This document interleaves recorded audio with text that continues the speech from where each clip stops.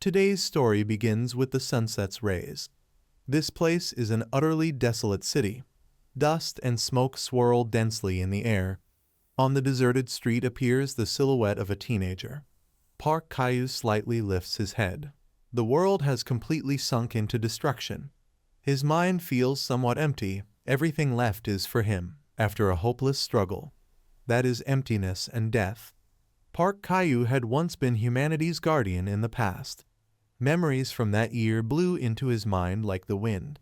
His breath is heavy like raindrops. Therefore, when he lifts his head so his face touches the rain, he shouts louder. Beneath the mountain of rotting corpses is an ending in his mind. Park Caillou must face the ending first. Now, when there is no hope left, the surroundings are full of soulless faces. Yet, still, a familiar figure stands in the corridor. In truth, in a world that has been annihilated. At the same time, in another abandoned building, someone remains in a position of eternal suffering. The deadly weapon has already been stained red. Park Caillou continues to struggle, clinging to fragile life. Next, in another building in the city, Rebecca slowly crawls out. Meanwhile, a thought passes through. Just one more day. On the empty street, someone has become a target. Rebecca closes one eye following proper military technique. Then, her finger moves slightly. Park Caillou engraves a phrase in his mind. Even if it's just one more day, I must survive. Yes. Thanks to that effort, he assembles his weapon while silently telling himself. His mind is fragmented from confusion. I still, live like this, thinking of that, his eyes empty. But, unexpectedly, even in a world that has decayed, there are still quite a few very interesting stories. On the screen is a news article. Preparing for nuclear war. I survived 3 years ago thanks to building a bunker. Park Caillou believes that no matter what happens to the world in the future. Meanwhile, he taps a few keys on the keyboard. Never mind those keyboard heroes. He knows clearly he must live as himself. There is no other way but to fight, to live as lavishly and splendidly as possible. On an ordinary day in Seoul, South Korea, both sides of the road were bustling with traffic. At that moment, residents suddenly heard a loud screech from the sky. In the blink of an eye, a terrible heat slowly touched the ground. After that, the capital had to endure a horrifying explosion. That was also the decisive day. A nuclear missile launched by a hostile nation had been fired straight at Seoul. On that day, the way the world ended is a very complex story. Yet there are still a few interesting details, going back 3 years to when the war broke out. And here is Park Caillou, a person who had wisely prepared for the future. In reality, the topic that humanity was heading toward a dead end was already a familiar discussion everywhere. However, only 2 groups truly prepared for that scenario. One was the upper class, who had a lot of money and anxiety about everything, or those who were convinced that the world would end tomorrow, so they bet everything they had on escaping reality. Naturally, Park Caillou was the one to act in the end. First, he liquidated all his assets and diligently researched information and news to survive the apocalypse, the first and essential task. From that, Park Caillou learned how to choose a location for his shelter. He focused on the map and murmured, deciding where to build the shelter. To choose a location, 3 conditions had to be met. Park Caillou circled an area on the map. He began recalling. First, it must be a sparsely populated place, very difficult to reach, even in emergencies, yet still maintain a connection to the city. Second, it must have favorable terrain for defense in any emergency. And finally, it was a matter of budget. Park Caillou understood one thing. I have to achieve all of the above within my budget. The location selection ended in a remote forest beneath an airbase on the outskirts of the city. Upon arrival, someone curiously asked, "Are you from Seoul?" "From now on, we are neighbors. Let's get along." Park Caillou found it slightly amusing. I don't remember the old man's exact name, but his surname was definitely Kim, the owner of the land next to the shelter. Next, after selecting the location, it was time for construction. Park Caillou gathered workers to support the project. Calmly, he spoke, "All the necessary equipment is here, and I will work with you." The truth was, at first, they were reluctant to let him participate. Then, the men raised their glasses together. And of course, after buying drinks and snacks, the issues between them were quickly resolved. During construction, they encountered a problem. Old Kim angrily shouted, "What conspiracy are you carrying out here? Making noise every day while drunk. Do you even have a permit?" Park Kyu looked at Old Kim thoughtfully, wondering if this counted as a peculiarity of the suburbs. Old Kim had a very unpleasant temperament, with no specific reason behind it. It was simply that no one paid attention to him. Then, the construction workers shouted, "Get out of here! Are you trying to intimidate us?" Old Kim croaked, "If you intend to continue this mess, you'll have to go through me." And so, he continuously obstructed everyone. While the workers were getting angry, Park Kyu intervened, calmly. "Hold on." He firmly gripped the man's axe. Then, Park Kyu explained, "I will handle this personally, because you are not exactly a righteous person." At that moment, Park Kyu had reached the limit of his patience. He carried a black bag, walking alone on the road. At that time, something stopped his action. From afar, Old Kim was meeting someone. Old Kim's son, extremely arrogant, said, "No need for long talk. Just put the land under my name. From now on we will take care of father." Seeing Old Kim disagree, he roared like a wild animal, "Why don't you sell it and stop causing trouble when we've offered to take care of you?" In the end, he grabbed his father by the collar. Fury surged like a storm. "He had given all the prime land to my sister. All that was left for me was a ruined house and a few rice fields. At least, he should obediently give it to me." Seeing this, Park Kyu couldn't help but feel upset. On this side, he pressed closer to his father. "I have endured your bad temper for many years. Isn't this the time you should act like a father? Why so silent? Answer me. Will you hand over this land to me or not?" At that moment, Park Kyu cleared his throat slightly. The man noticed a stranger and immediately stopped. Upon closer inspection, Old Kim's son caught Park Kyu's cold gaze. His hand released, but he still asked deliberately, "Damn it, what now? Anyway, transfer this land to me before you die, I'm warning you." The car quickly drove away, but the shouting sound still echoed, "Next time I'll come again." Finally, only the two of them remained. Park Kyu looked at Old Kim with complexity. He decided to ask, "Would you like a cigarette?" As the sunset fell, they remained together. "Do you have parents?" Park Kyu briefly explained, "They died in an accident." Old Kim, in a low voice, sighed and said, "I see." Next, Park Kyu curiously asked, "Why not sell that land and live somewhere else? It's a large area, you could manage on your own."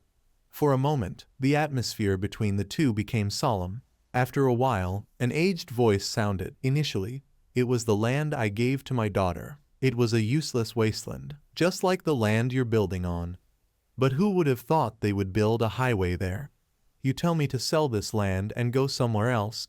His eyes filled with tears, seemingly not looking at reality. A familiar figure appeared. He gently said, "I cannot do it. I cannot." Those 3 words had been linked to his wife. After speaking, Old Kim told him, "Let's go." Even now, Park Kyu still cannot say what exactly he did for Old Kim. But one thing is certain. That short conversation made the old man's locked heart open, like the highway and its 10 lanes. After that day, Old Kim no longer interfered with the construction. With 581 days left on the countdown, they began planting. By the day when 211 days remained, the vegetable beds had matured.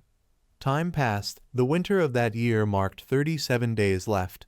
Park Ye sat on a wooden chair, gazing at the sky. And finally, the bombing event officially occurred. That was the first day marking the start of the war.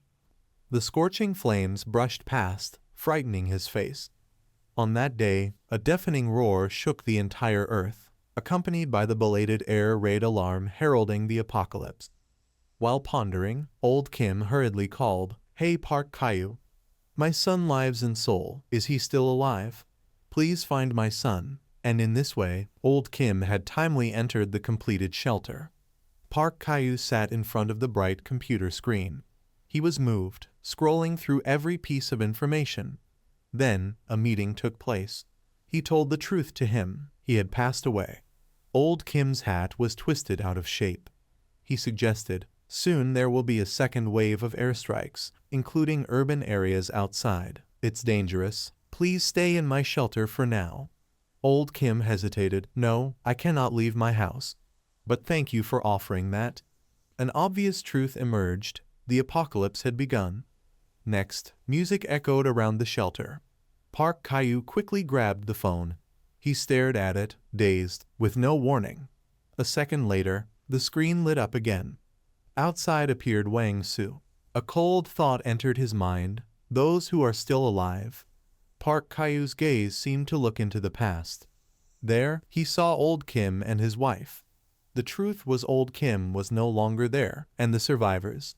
Back in the shelter, the axe blade was ready. Then, Park Kyu also went out to open the door. A murderous aura appeared, making his eyes blaze red. He had engraved a definition in his heart, an enemy. The sky was incredibly clear, white clouds drifting lightly. Beneath the ground, a scream rang out. At this moment, there were still 852 days left in the countdown. Old Kim ran over excitedly. "Did you catch it yet? My God, look, it's as big as a house." Back when I was in the Special Forces, my sharpshooting skills even earned me a medal. But later, when investigating, you would only realize he was just a regular civil defense soldier. Even a hunting rifle counts as usable weaponry.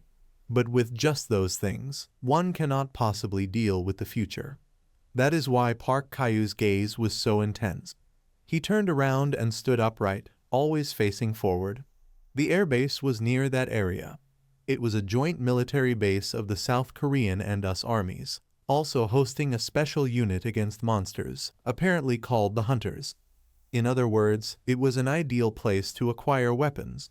His plan was as follows. If war broke out with the enemy, the airbase near Gyeonggi would be the first target.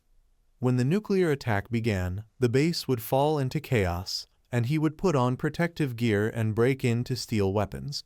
While silently waiting for the right moment, a trade proposal appeared.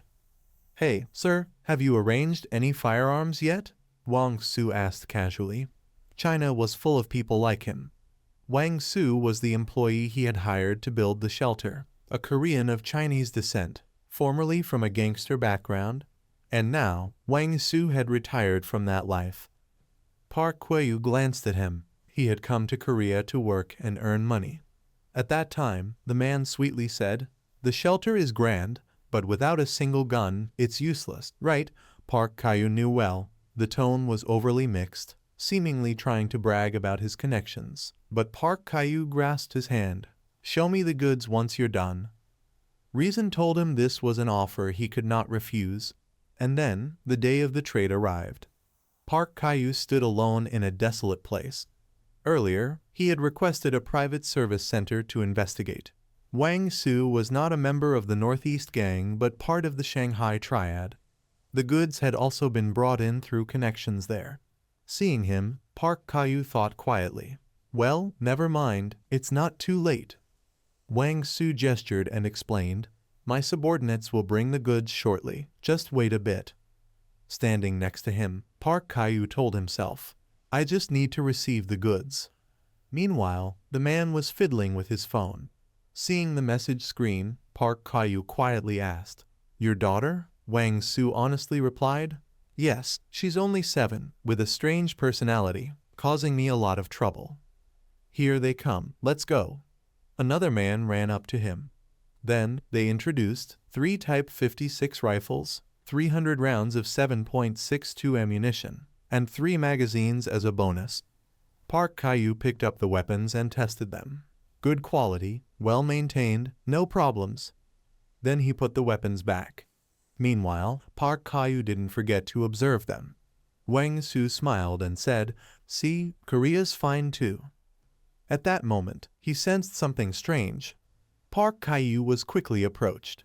The man asked in a low voice, "Hey, sir, thinking about it, were you alone in that shelter? It looks so spacious." During the conversation, the man placed his hand on the weapon. Park Kayu replied cautiously, I'm alone. Wang Su also answered mysteriously, I see. Then, he relaxed slightly. Well then. In a hidden corner where no one could see, he quietly pulled out a knife. Is there a problem? The man still held an extremely strange expression. After a while, Wang Su smiled again. I mean, a big house has room for guests to visit. You're a considerate person. Park Kayu casually invited. If you ever lose your place, just come find me. You already know the location anyway. Wang Su quickly refused. No, after this, I'll return to the northeast to see my daughter. I'll never come back here. Check the goods, ammunition and magazines, pay later. Park Kayu pondered for a long time. The words, never come back, seemed genuine. Anyway, back on the day the apocalypse occurred, the phone rang loudly. Park Kayu stared at the screen for a long time. The caller was saved as Wang Su, construction worker. As he turned, a rapid deduction formed. Before returning to his country, the camera had recorded the stranger outside the base. He needed a shelter and weapons to survive. Wang Su's steps came slowly. Moreover, having known the location and facilities, he certainly would not hesitate for long. So Park Kayu decided to answer the call. On the other side, Wang Su ran frantically. He cautiously fabricated an excuse. I brought the ammunition and goods myself. Where are you now? Park Kayu only felt one thing. The luck and misfortune was that his enemy had come alone. He also prepared an axe for self-defense. Then, he decisively opened the door to greet him. Moreover, he resolved to deal with him before he could find accomplices. A malicious gleam shot out even though Park Kayu stood in the shadows. Wang Su did not hide and revealed his weapon. Next, he immediately accelerated. His arm flexibly swung to gain momentum. He had determined to finish everything with one slash. However, the rapid action was obstructed. Park Kayu quickly leaned to evade the strike. He swiftly moved out of the opponent's attack range. Then it was Park Kayu's turn to use a weapon. One slash sliced across his body. A bright red cut appeared on the neck. Park Kayu continued to raise his arm high. Wang Su, falling, had no way to counterattack. Finally, he painfully questioned, What are you? A soldier or a spy? Park Kayu coldly glanced at his enemy. From above, he lowered his gaze, just as I thought. He was on the verge of collapse. Wang Su painfully grabbed his leg. Please spare my life. Please spare me, the voice broke. Park Kayu coldly replied, That's a bit difficult. Even without my hand, you wouldn't survive. Losing so much blood, it's tough. Finally, he desperately pleaded, Then end it quickly for me. Wang Su was no longer alive. At that moment, the ringtone sounded again. Park Kayu cautiously searched his body, just in case he hadn't come alone. The caller was Wang Su's daughter. For a moment, Park Kayu didn't know what to do. Seeing her message, Dad, come back quickly, he could only reply, I'm afraid it's impossible. But Park Kayu knew there was no time for sentimentality. After 29 days, it shouldn't have existed now. As soon as the radiation meter indicated safe levels, he immediately went to the airbase. Park Kayu could only exclaim a few words. Ironically, the military facility was perfect, and the amount of weapons could equip an entire army. Then he lowered his head slightly. Park Kayu knew well, his preliminary plan had ultimately been correct. Meanwhile, he glanced at a vehicle. Sometimes he wondered if Wang Su had come here earlier. Reflecting, he corrected himself. If from the start he hadn't traded with me. The entire desolate area stirred confusion in his heart. In his thoughts arose the question, would he survive? Would he meet his daughter again in this damn apocalyptic world? Today, the sound from an electronic device rings out. Hello Vivigal friends, this is 337. Today we are going to make a stuffed doll together. This is something my daughter really likes. First, roll the yarn into a ball. At first it will be a bit difficult to measure the amount of yarn. There is a fact that this video was not filmed before the war. Its origin is the online forum of Doomsday followers, Viva Apocalypse. Thanks to the Galaxy Link satellite communication network, developed by world-famous entrepreneur Elon Musk. Even in a post-apocalyptic world, we can still use the internet. Then, the instructor continues to say, it looks difficult, but once you get used to it, it's very easy. Thanks to the development of this miraculous technology, survivors can connect and interact in the virtual world. At this point, the video gradually comes to an end. You just need to cut off the excess part and it's done. It's finished. Park Kyu sighed and found comfort. In the video, the man asks, you see, it's really easy, isn't it? On the contrary, your product looks a bit distorted. He mocks himself. It seems I've seen this thing in a phallus-worshipping village before. And as time passed, it has been exactly 1 year since the war began. There are no more nuclear bombs or attacks. But the claws of monsters have spread everywhere. They rise high up to dozens of floors of apartment buildings. The government has completely lost control, and restoring life is impossible. On the forum, more and more posts about refugees appear. The number of members inactive for a long time also increases. Vigilance toward strangers has turned into hatred and fear. He sits at the table with a dazed expression. That's because he knows well, looking at the present, such a reaction is not exaggerated. Park Kyu chose to block the user defender. Recently, this user has been known as the Human Hunter. Since the war began, the hunter has continuously posted achievements of killing people. He doesn't do it for fun. He kills for one reason only, to warn everyone not to invade his territory. However, when unblocking and searching for his posts, Park Kyu seems to see him gradually becoming addicted to killing. Witnessing those insane boasting posts, it is understandable that people defend themselves and become aggressive. And then, he clenches his fist. The inactive notification of the user Park Kyu loved the most. The one who always posted videos making toys for his child, Anonymous 337, no longer appeared. Winter has come. This is day 395 post-apocalypse. The screen is showing 2 chats. 423, are you still alive? If alive, answer. If alive, report your situation. By now, the number of inactive members has surpassed the number of active members. Park Kyu gradually accepts the passing of someone, because no one knows who will be next. Standing in the snowstorm, he understands, so do I. Right then, the binoculars observe a strange person. Park Kyu asks himself, who is this? This is Director Hong of the new China construction company, the workers who once participated in building shelters. He slightly curled his lips, observing all of them. Now, those people have become a band of looters, returning to find their old customers. A shadow falls over the shelter door. Then, he reaches out and opens the door. Park Kyu has decided, since they so thoughtfully paid me a home visit, then I must give them a warm welcome. This time, he still chose an axe as his weapon. His eyes glance toward the door. I silently wait for them in the dark. Outside, someone suspiciously asks, are you sure it's here? Another immediately replies, for sure. I heard it was built as a parking place. Surely it's a shelter. But why is there a door? Could it be that someone already occupied it? Director Hong orders, Min Jae-yu, Hyun Bam, you two go in first and check.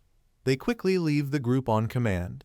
Then, one holding a gun, one holding a shield enters. After a while both stop. Cheers erupt, it's cigarettes, a whole box. At the doorway another voice says, do you smell the stench of rotting corpses? Min Jae-yu moves his nose slightly to check. Both of them have the same result, nothing at all. Director Hong shouts louder, check if anyone is inside, check carefully. At that moment, Park Kyu jumps down from the shelf. He kicks Hyun Bam's shield.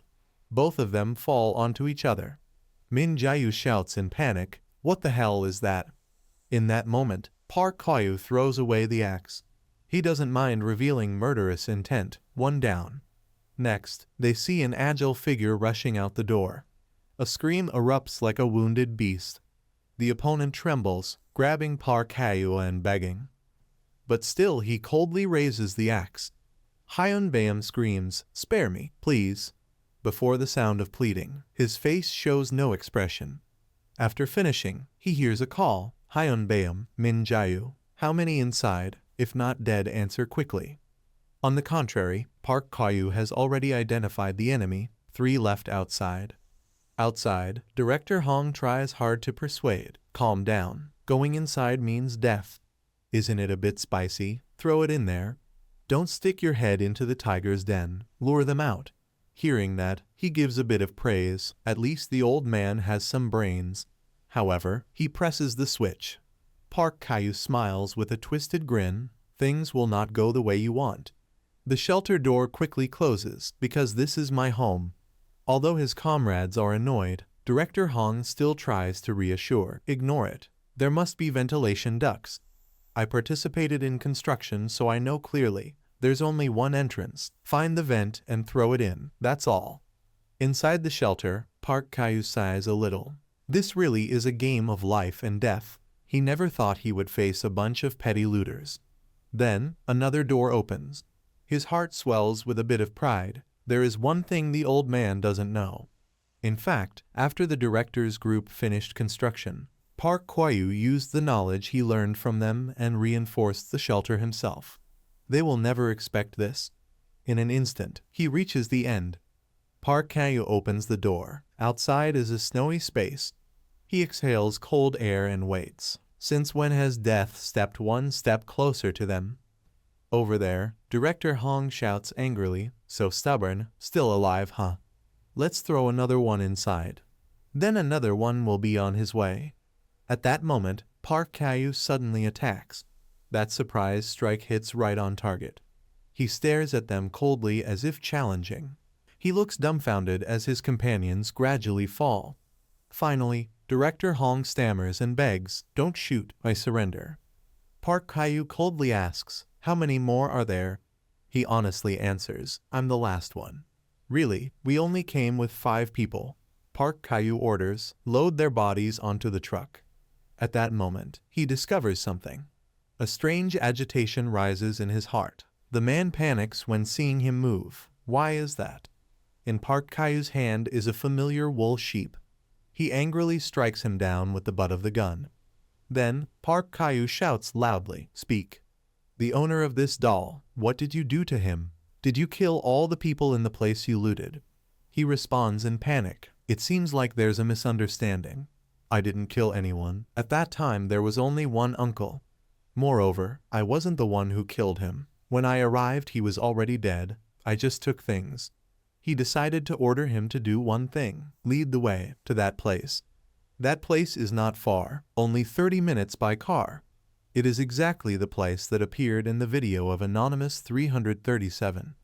Then, Director Hong softly says, "This is the place." A hot barrel of a gun suddenly appears. Park Kyu seems to see the one who fired. He glances behind his own back. There, the murderer in an extremely clean shirt. His pupils shrink violently. The note left at the scene with the name, "Defender." After finishing, he leaves. Park Kyu is filled with rage. Who else could it be? Who else? The dead lay on the cold floor. The scene was gruesome, but Park Kyu still stared for a long time. He recalled Defender's post. Deal with those 2 pests properly. Sadness gradually invaded his emotions. Corpses often contain more information than we think. Years ago, someone asked, "Captain, have you found any clues yet?" Apart from the usual cause of death, we can also know the circumstances when the victim died, the type of weapon that caused the fatal wound, and the perpetrator's patterns during the act. A dry sound escaped his throat. We have a lot more. He turned his gaze toward the ground behind him. Then Park Kyu continued in a low voice. Many other documents, for example the killer's attitude toward the death. Back in the present, Director Hong urgently cried out, "We're done, let me go now." "What? I already did everything you said. I have my own hardships, I have children. If I don't return, they'll die. You don't want that to happen either." A second later Park Kyu answered coldly, "You misunderstand. I have no intention of sparing anyone who knows the location of my home. Besides, the reason you mentioned others have said the same before." Park Kyu ended another life and left. In shelter life, sunny days are always special. The momentary relief from worries about the cold and supplies lets people rest and enjoy the sun. He gently leaned back. It was nothing short of heaven. But any joy in this world must be paid for with corresponding risks. A news post appeared from a user nicknamed Mommy Dongton. She was hiding alone in a high-rise in southern Gyeonggi and kept posting survival logs describing the looters' behavior. Because she could not fight them, she posted an attention-grabbing message threatening to blow up the entire Dongtan area. The complaints of people in that area unintentionally created a wave of outrage. This post hinted at a terrifying truth. The looters' methods were becoming increasingly sophisticated. It was very likely they were also users of Viva Apocalypse, and information that helps others survive could itself become a tool to threaten them. From that day on, forum users realized one thing: if you can't defend yourself, you won't survive. Collective survivalism rose, and survivors began preparing to fight enemies in their own ways. Of course, Park Kyu thought differently. He believed that even if you could fend off attackers once or twice, the root problem was human selfishness. Gathering together only makes you easier to spot, and encountering a stronger group means death. Armed conflict is a last resort. The most important thing is to hide perfectly. In that regard, Park Kyu's territory was ideal, so barren that no one bothered to stop by. Add to that the pack of mutated stray dogs from radiation, and uninvited guests grew wary. Rumor had it that radiation zombified creatures appeared in the strongest city, but someone survived there and handled them with a sniper. The top floors of buildings were often ideal. The dull zombies below get one headshot each. Park Kyu tried to remember, and one more important thing: no enemy is eternal. Looking at the control screen, a man shouted, "Where the hell is that bastard hiding? In this wasteland, where can he hide? Are you sure you're looking in the right place? Any mix-up?" The other replied, "How could it be wrong? You should check again. Stop arguing and send the drone around one more time." Then the man declared, "That bastard, if we find him and can't get anything out of him, don't blame me. When we split up, his share gets deducted." On another screen, the man was astonished. "What the hell is this?" That is, the drone footage showed Rebecca. He flushed with excitement. Looking at her outfit, it must be remnants of the US military gear. "We found good prey, maybe change target." At that moment, viscous fluids sprayed out. Seconds later, the stray dogs appeared and attacked the looters. Blood sprays dyed the area dark red. The man felt a shock in his head confronting death. Immediately he ordered, "They've mutated, speed up." The driver asked, "What about those behind us?" The fat guy replied, "They won't get away, at least we must escape." No sooner had he spoken than one of them was thrown into the vehicle. The disgusting corpse stuck to their view. Then came the sound of breaking mixed with screams. The pack of stray dogs quickly stopped attacking. Those in the vehicle were already mutilated. Moments later, the driver suddenly sobered up. He stared at the switch to open the vehicle door. At that moment, the predator's glare appeared. He couldn't help but tremble. The stray dogs drew nearer. His last thought before death was, "Damn it." Time passed, and it was day 458 post-apocalypse. The news was posted a week later, and the Dongtan mommy drama had somewhat subsided. Park Kyu felt a little surprised inside stray dogs recently had been. Then his messages showed a new notification. Mommy Dongtan, the once forgotten user, had posted again seemingly to attract attention. The content was still a threat to blow things up. Elsewhere, a piercing shout rang out. "Open the door now. Seeing her post proves she's here."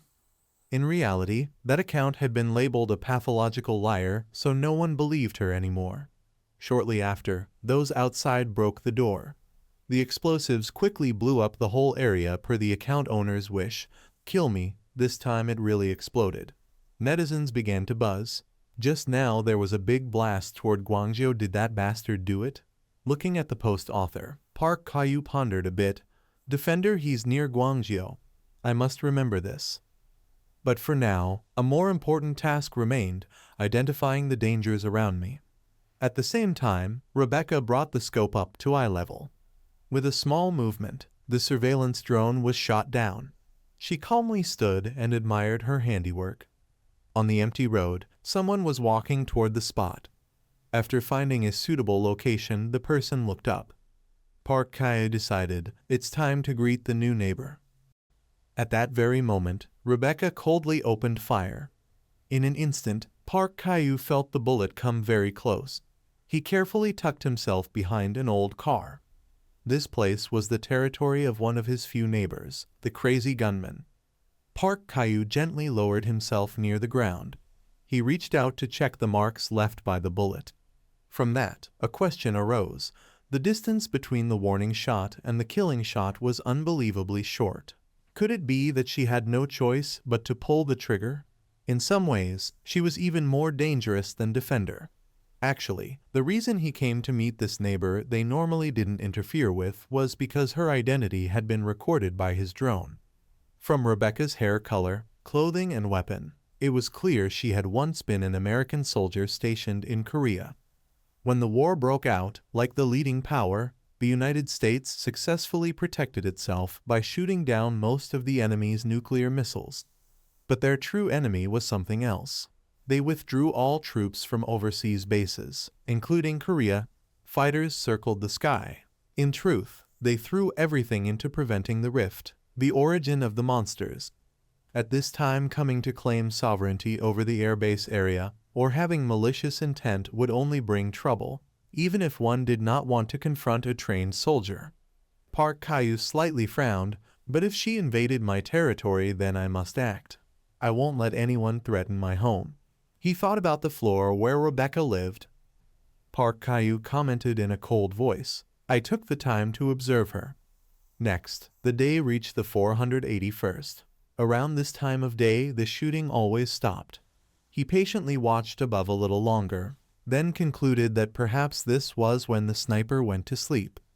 This was the only opportunity to approach the building. The main entrance had been blocked with obstacles, so the best way was to climb from the neighboring building and then break into the middle floors. Saying it and doing it, he began to move. Park Kyu had to think long to find the best approach. In a moment his body was suspended in midair. Below was an iron column that could end his life. Just looking at it gave Park Kyu extra motivation. He calmed his breathing. Next, he successfully climbed up to that floor. His next action was to take up his weapon and survey the surroundings. At the end of his sight was a window that had been boarded up. He was a little pleased. There was no one there. Then Park Kyu gently lifted his foot because he knew the rule. Never be careless for even a second. In a short while he reached the stairs. Park Kyu had to always be on guard for someone appearing from above. The door leading to the rooftop, where the sniper's watchtower was. Park Kyu encountered no enemies on the way here. He tried to pull the door open as quietly as possible. At the end of his view was a person curled up in a blanket. His mind relaxed. Just as he predicted, she was sound asleep. Lucky, no fight. Right then, Rebecca appeared from a hidden corner and lowered her gun. A murderous aura made him startle. Then Park Kyu raised his hands to show goodwill. He couldn't help but wonder if she had discovered him and was lying in ambush here. A youthful female voice, definitely the girl from the camera. Rebecca spoke briefly. I'm not threatening you. Put the gun down. In the meantime, Park Kyu already judged from the sound that the barrel was quite long. At least it wasn't a handgun. Then she shouted, put it down, and Park Kyu complied. But he really wanted to say, careless, how dare you babble in front of the enemy before you've restrained them? In the struggle, she unconsciously pulled the trigger. Rebecca's eyes showed anger mixed with panic. He, on the other hand, looked at her coldly. The dummy in the corner had taken a few bullets. Park Kyu leaned away from danger. In the meantime, his hand gripped her shoulder. Below, Park Kyu thrust his leg out. He slammed his thigh into the opponent's thigh. Her muscles quickly contracted. The pain made Rebecca cough. By reflex, she lost control and collapsed. Even so, Rebecca still tried to crawl away. At that moment, Park Kyu brought his leg down again. He aimed the gun downward. His leg pinned Rebecca so she could not move. Then Park Caillou said coldly, "Unfortunately, at first I only intended to check how many people there were and leave, but I found your weapons cache. If the looters around get that arsenal, it would be dangerous." Rebecca looked at the man she considered the enemy with hatred. Park Caillou coldly lectured, "If you want to live alone, then hide properly a bit. Blame yourself for acting carelessly." Immediately Rebecca screamed in despair, "No, don't look." His mind alerted, could there be accomplices? From the hiding spot, Rebecca's voice came, "Run." In the end, the little girl did not follow Rebecca's command. Seeing the other person appear, Park Caillou froze. Sue called in a childish voice, "Mom." Park Caillou was extremely surprised to see the girl, a child. Conversely, Rebecca's hatred rose to its peak. A sudden attack came. Even so, Park Caillou managed to spring away.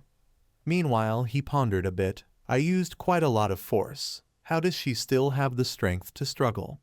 Must finish her before she can arm herself." But perhaps everything was beyond prediction. Rebecca only ran quickly to Sue. She hugged her daughter tightly, using her body to shield her. Everything had been swept by his cold gaze.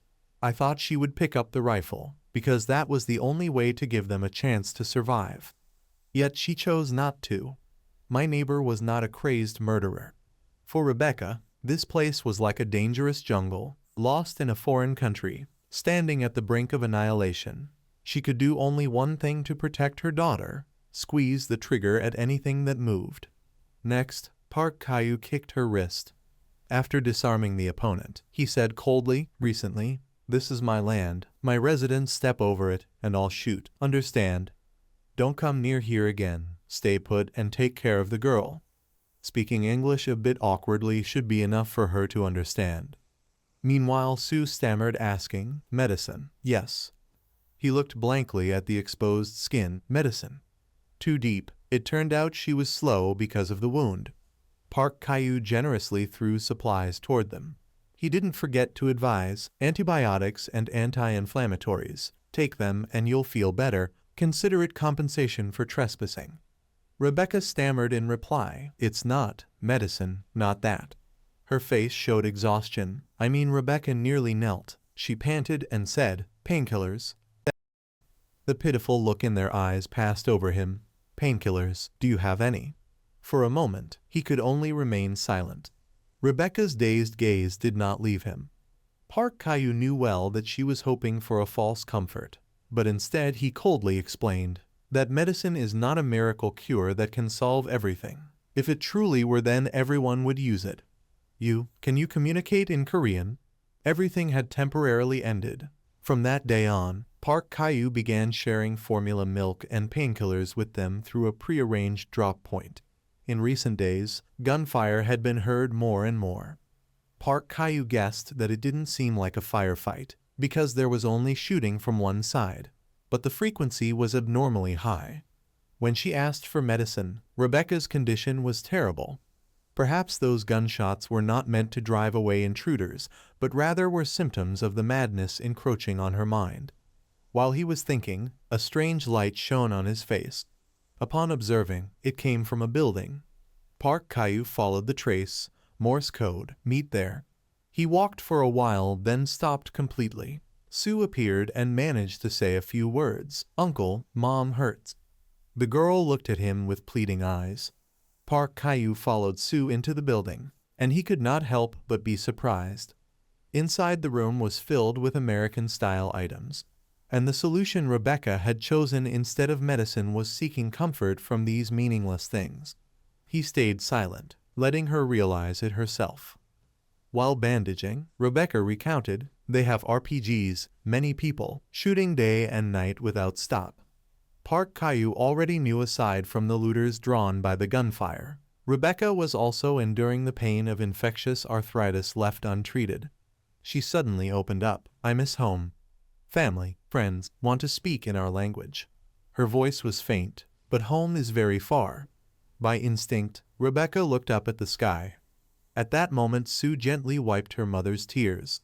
In despair, she asked, "Medicine, do you have it?" Park Caillou's eyes glistened with emotion. He was seeing through to the time right after the apocalypse began. when Rebecca and her daughter were in utter misery. Returning to the present, Park Caillou declared firmly, "No matter what, I will not give you that medicine. Running away from reality cannot solve problems. What I can do is lessen your burden. Then lend me those weapons." That night, rain poured down heavily. Park Caillou chose to act in such weather because it was the best option when leaving familiar territory. The rain obscured vision, and the cold made people curl up.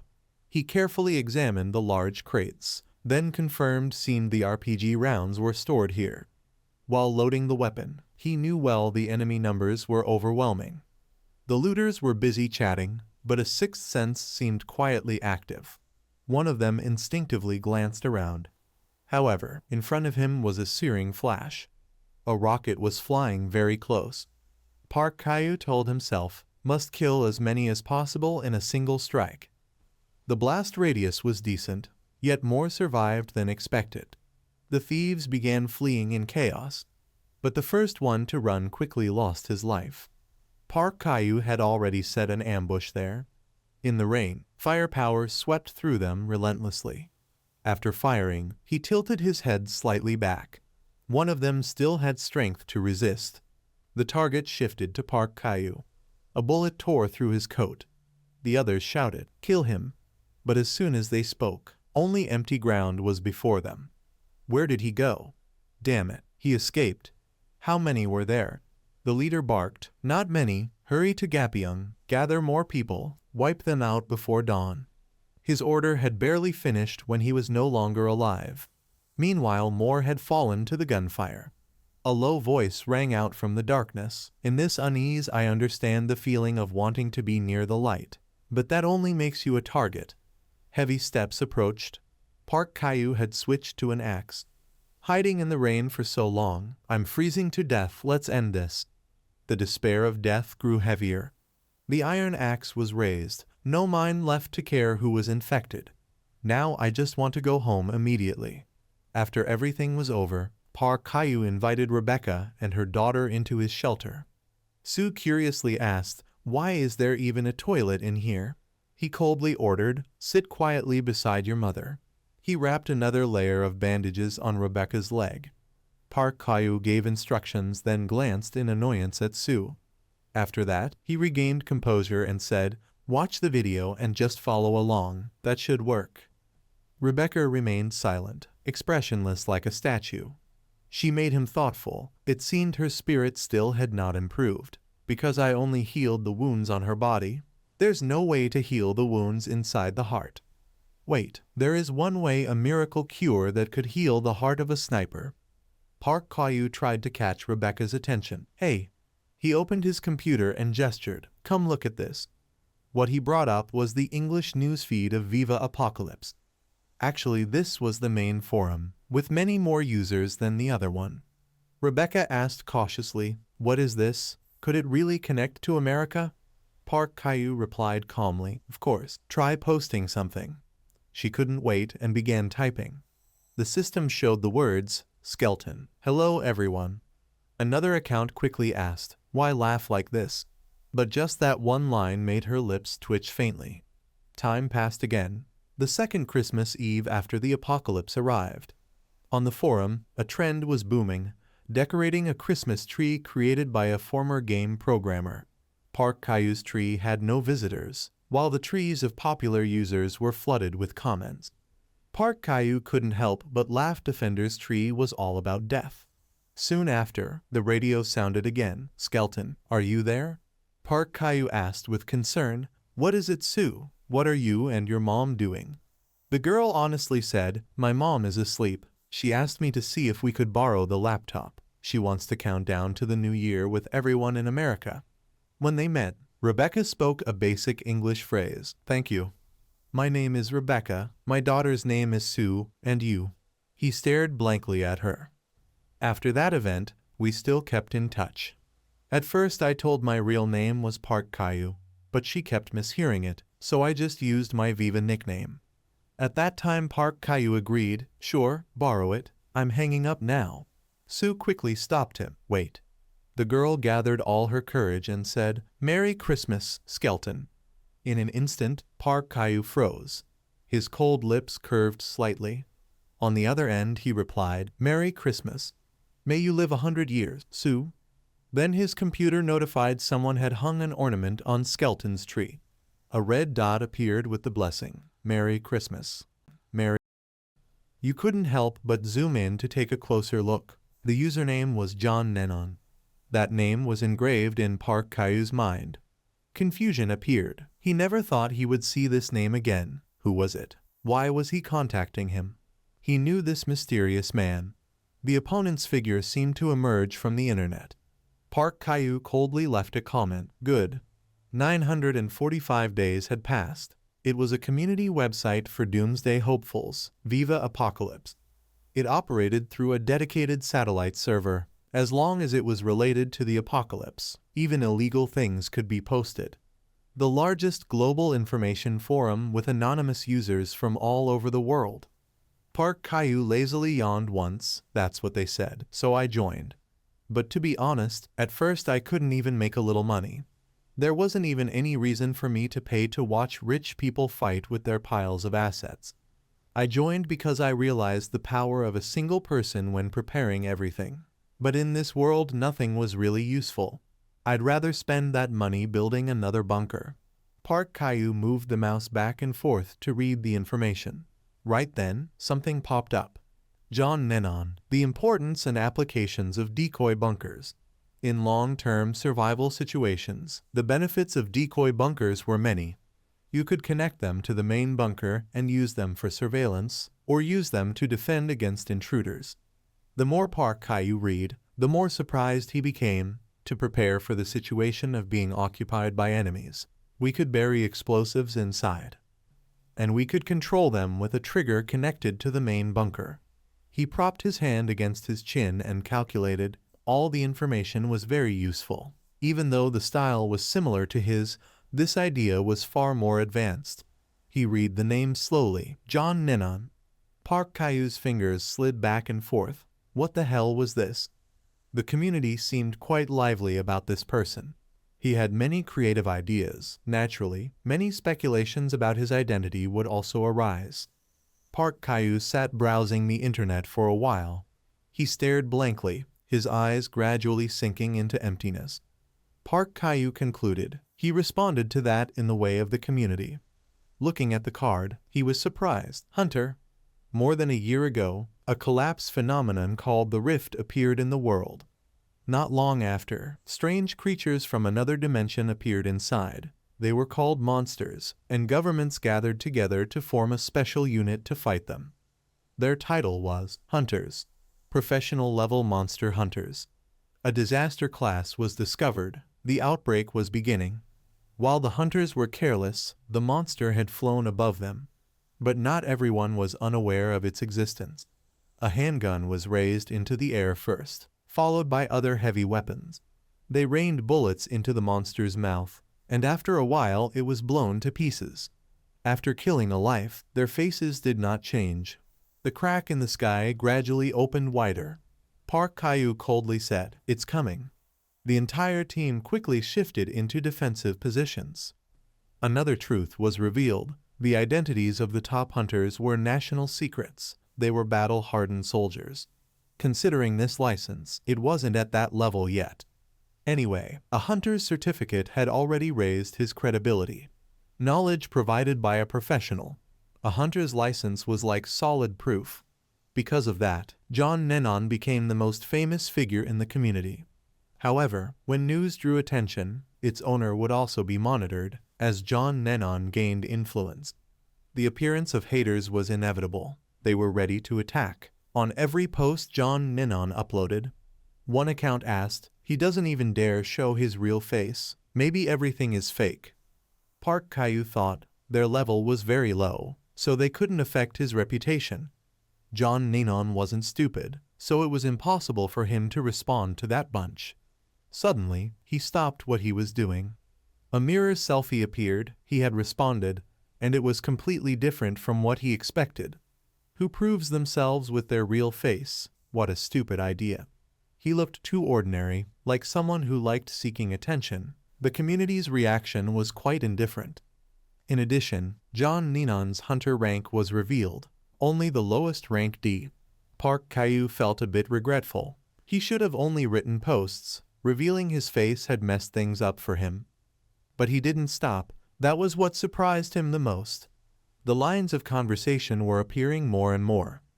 The post title shocked him, organizing a meetup that proved he was trying to salvage everything. 600 days before the apocalypse. At a local bar in Korea, Sang Hayu smiled brightly and introduced, I am John Nenon on the community, and currently a hunter. Nice to meet everyone. Park Caillou remembered clearly, 10 people had come, including himself.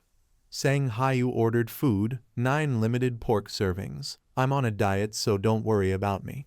The owner replied annoyed. Right now there are 10 people. According to the restaurant rules, you need to order 1 portion for everyone. Finally, Sang Hayu stammered, please enjoy the meal. And even though he was on a diet, when the food was served he still decided to eat it all. Otherwise it would have been quite a waste. After all, it was his own money. Seeing that, the older men thought he came to freeload, so they clicked their tongues and left early. His face darkened, listening to the other. Soon, a war will break out. The one to start the war may be China. There were too many rifts on their territory. They caused too many major problems. Moreover, because of internal division, control from the capital was a big issue. He was quite disappointed. This information even someone who tried to research would know, and it was half a year outdated. Then he asked, who are you? Park Caillou honestly replied, my nickname is Skeleton. Sang Hayu curiously asked further, how's the bunker building going? He continued, a bit difficult. I couldn't find a company that built fuel tanks. He lowered his head, avoiding communication with those around. He didn't expect anything from this guy who lacked social ability to solve his problem. Right then, Sang Hayu inquired, can I see it? He explained casually, what can I do if I don't have any information? Park Caillou found it hard to come up with an excuse for himself. Seeing no response, he continued to affirm, everyone says you can connect with people worldwide in 6 different levels. If I can take a look, I'll definitely find it. Boss, it's me. I'm just looking for a company that can build a fuel tank. After that, he stood in front of the fuel tank for a long time. His mouth unconsciously muttered, it works. Thanks to his help I could upgrade the bunker to the next level. Although the first impression was a bit surprising, he was really useful, especially among that group. After that, John Nenon's meetups continued. The last one reached 80 people. Park Caillou had decided. More and more people came, but they only said useless things. I shouldn't go anymore. Right then, Sang Hayu politely asked, can I have some time to talk? They went out behind the shop. In that situation, he was quite confused. What was this? He tried to suppress his drunkenness, slowly called Mr. Skeleton. Perhaps because it was a difficult issue to talk about, he was still hesitant. After a long time, Sang Hayu finally added a bit more. I have a question. His eyes slowly glanced at him. Could it be? At him. Mr. Skeleton, are you a hunter? Park Caillou looked surprised and answered, me. He honestly admitted, I feel like I've seen you somewhere before, right? I think that's really the case. Park Caillou hesitated for a moment. He looked down at his feet to avoid it. His reason spoke to him. I could make up some excuse, but then... In the end, Park Caillou hesitantly said, actually.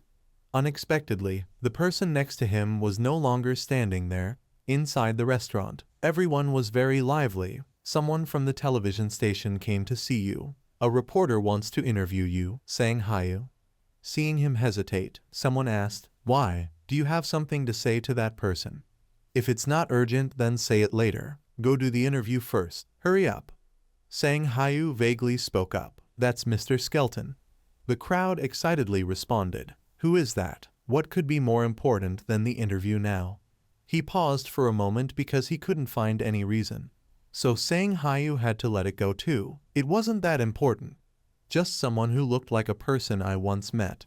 He stepped out with the cheers of the others. Park Caillou silently watched them. Ladies and gentlemen, please welcome the hunter John Nenon. And just like that, that was their last meeting in real life. Since then, John Nenon had succeeded. He strengthened his position by being featured on many different programs as a member of Viva and an apocalypse expert. Gradually, Sang Hayu began to teach, taking advantage of the reputation he had gained as a doomsday seller.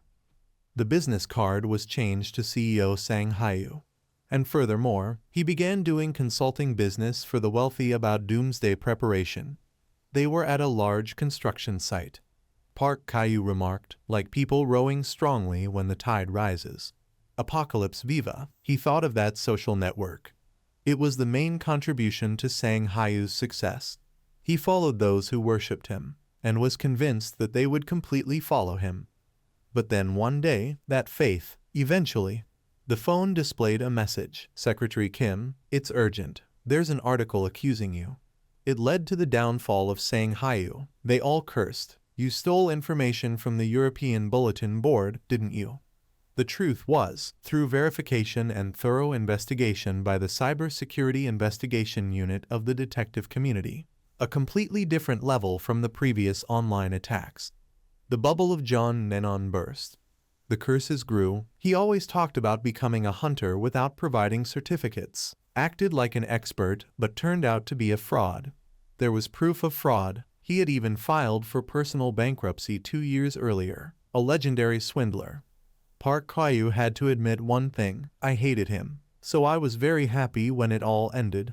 Sudden success also led to rapid collapse, and due to the anonymity of the community, the purge trend made everything worse.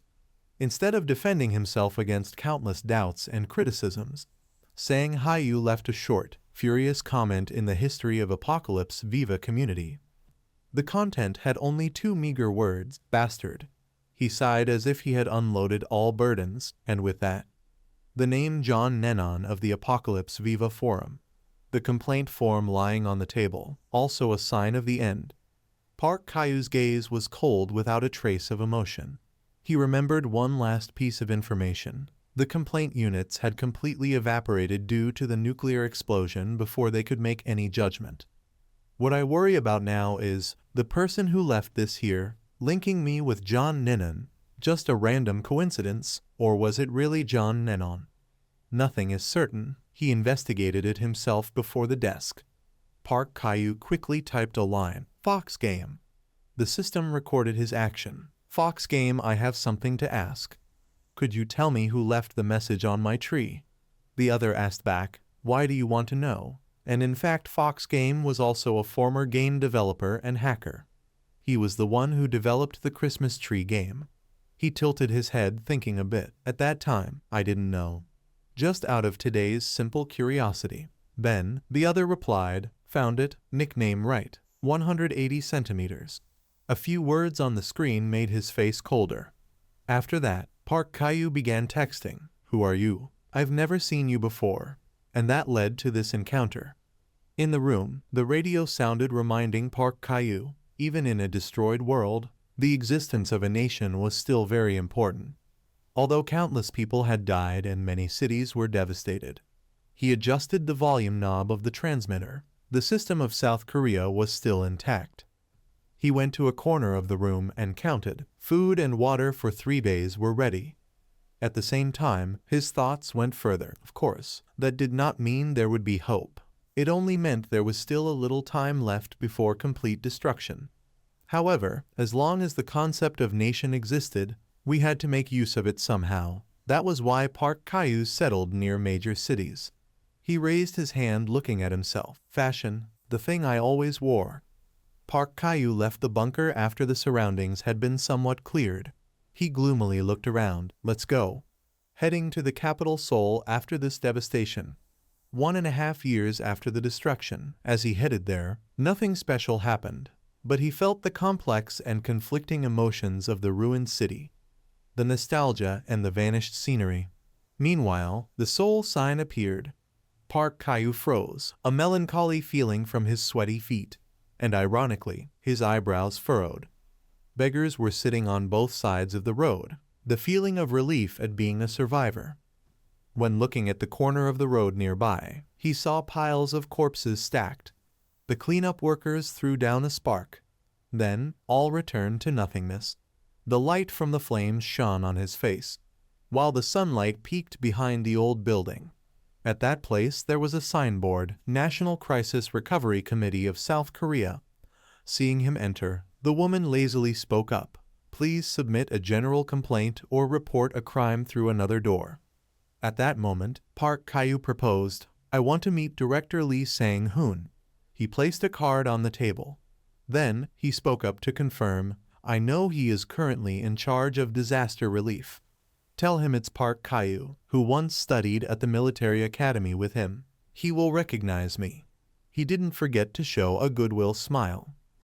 Everything shifted to the disaster response headquarters, which was also the agency responsible for managing all matters related to risks and restoring the nation's situation. At present, this was also the most important administrative center. The graduates of the Hunter Academy were all working in high-ranking positions. At that moment, the female staff spoke up. So you are an acquaintance of the director. Please wait a moment. On the contrary, he was feeling very desperate. Sang-hoon probably wouldn't meet him, but he really wanted to see him. Now the receptionist thought they were close. When the receptionist went inside, he would quietly slip in. Just then, someone else approached him. May I talk to you for a bit? He explained, the situation at the front lines now you must also understand. Everything is getting more brutal. Therefore, the combat force is gradually declining. Park Kyu bluntly replied, I understand, but I've already been discharged. I won't go back there. The situation at the front lines being brutal was too clear for him. This war would drag on, therefore everyone had to think about it. The soldiers suffered more and more casualties. Though lacking, they still chose people with real ability to fight instead of the weak. Now they were always promoting for skilled people to join the army. He was extremely sarcastic. Even so, eventually you die anyway, therefore I have absolutely no intention to participate. He continued to ask, I heard you used to be a hunter, right? At the moment of raising his head, he saw Park Kyu pretending to be in pain. Then, he asked back, did Director Lee Sang-hoon send you here to ask me those things? Unexpectedly, he honestly said, it was Commissioner Kim Da-ran who sent me. The atmosphere between them instantly fell silent. After a while, Park Kyu hurriedly asked, so the commissioner is in the disaster headquarters. The truth was this name surprised him. In the past, Park Kyu irritably shouted, don't bother about what others think of you. If your actions achieve good results, then people will overlook it. You know, in this world, that's exactly how it is. Back to the present, she was reading documents in the office. Seeing him enter, Da-ran gently spoke, long time no see. Looking at his face, she gathered all her courage to call, Senior Park Kyu. I already understand your nature, so I'll say this quickly. I very much need you present in the army to destroy the monsters. Park Kyu cleverly shifted. I think that would be hard for me. I want to ask why you would propose such a thing. Da-ran coldly pressed. Do you want to shirk your duty to the country? He frankly retorted, before we agreed that once leaving we wouldn't return. Da-ran stubbornly replied, Senior's words I completely understand. But do you think it's still suitable in this situation, when the monsters have invaded everywhere? Park Kyu thought to himself, indeed what I wanted before, and now we're completely different. He continued to refuse, I've been discharged, I don't want to return. Da-ran then said that was because Lee Sang-hoon asked her. Hearing that, Park Kyu was quite curious, why would Lee Sang-hoon say so? Da-ran lowered her eyes to avoid his gaze. The director has no hostility toward you. This is the time we should unite. Right then, Park Kyu cut her off. It seems you now have status and reputation. You're different from before. Da-ran tried to return to the main subject. The difficulties at the front lines you also clearly understand. Why won't you contribute to the country? Those who were once very close now together created a cold atmosphere. In his mind, he gradually drew the scenes of brutality. The war situation. I've completely understood it. More precisely, I've understood the dangers of fighting at the front. He hid his fist inside his sleeve. Then, Da-ran softly spoke. Sorry. You know the Papong Corporation, right? Its chairman will personally lead his employees to fight the monsters. However, their strength and experience are insufficient, so they have requested our reinforcements. But currently headquarters does not have enough capacity to do so. Could you help us with this? After surviving and returning, I won't ask you to fight at the front again. Park Caillou did not want any further conversation. Da-ran had to try to continue. Thank you. Her eyes carried complex emotions. She couldn't help but say, everyone may have changed, but you are still as good as before. I will contact you in detail later. Scene change. After the world collapsed, what would happen to the great corporations? This was the subject people were very curious about. Garrelaway had discovered a hideout of Chairman Cheoljun. Of course, speaking of their economic strength, what they did was their right. Park Caillou couldn't help but sigh. Looking in detail from the plane, everything could be seen. Of course, when you have too much money, then doing such things is simple. Back in the past, he had devoted half his life to the military and left with nothing. Later, thanks to his knowledge, he built a shelter for himself. In a post-apocalyptic world like this, the billionaires with money doing such things was not wrong. Most other rich people did the same. As usual, he received the detailed proposal of fighting against monsters from Papong Corporation. When faced with responsibility, Park Caillou also had to respond promptly. Now the time had come for him to have an appointment with their chairman. It had been a month since he met Da-ran. This modern building had once been designed by world-famous architects. But the apocalypse came too quickly, therefore construction had to stop. Now the troublesome issue was that he had to climb to the 55th floor by construction elevator. Park Caillou was extremely irritated. The atmosphere above was even colder. Finally, the luxurious room appeared. This was the place only those of the upper class could live and work. He stepped inside. Countless people were already waiting. That made Park Caillou sigh. Even after the apocalypse, nothing had changed. He modestly waited for others to speak first. At that time, Park Caillou inwardly blamed. Someone came without even turning to look. An employee card. But in this situation, what use was such a card? Working in the corporation, I couldn't imagine what they would do. Then, a polite man asked, "You used to be a hunter, right?" Park Caillou bowed and reached out his hand. But he only continued his work. "May we know your previous rank?" Park Caillou was a bit disgusted. Why ask so directly? Finally, he replied that he was rank D. Within a minute after that, he kept questioning him. Park Caillou mechanically answered, because everything he said had been prepared in advance. The real information had already been erased, so it was no problem. After a while, he stopped satisfied. "I see. Please wait here a moment." Park Caillou looked at him judgmentally. Truly a typical office worker. Even after the apocalypse, working was so by the book. "I've come, then I only need to do my part well." This would surely be a difficult task for me because headquarters didn't even have enough people to help, so I needed to be careful and not respond perfunctorily. While he was pondering, Young Hee appeared. "I heard you used to be a hunter in the army." Park Caillou truly felt very annoyed. One questioner wasn't enough, and now another appeared. On this side, Young Hee began recounting. The area managed by the corporation had a group of radiation-infected monsters causing chaos. Therefore, we needed to eliminate them. Lacking experience, we requested help from headquarters. They sent you. Surely you have experience. Those sent to fight in that area had all died. This mission is quite difficult. Sounds painful, right? Now in the post-apocalyptic situation, everyone only cared for themselves. Yet still many had to sacrifice for the company. She lowered her eyes, avoiding letting emotions surge.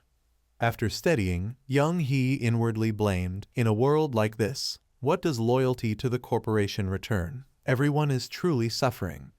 Park Caillou was silent. He did not answer her.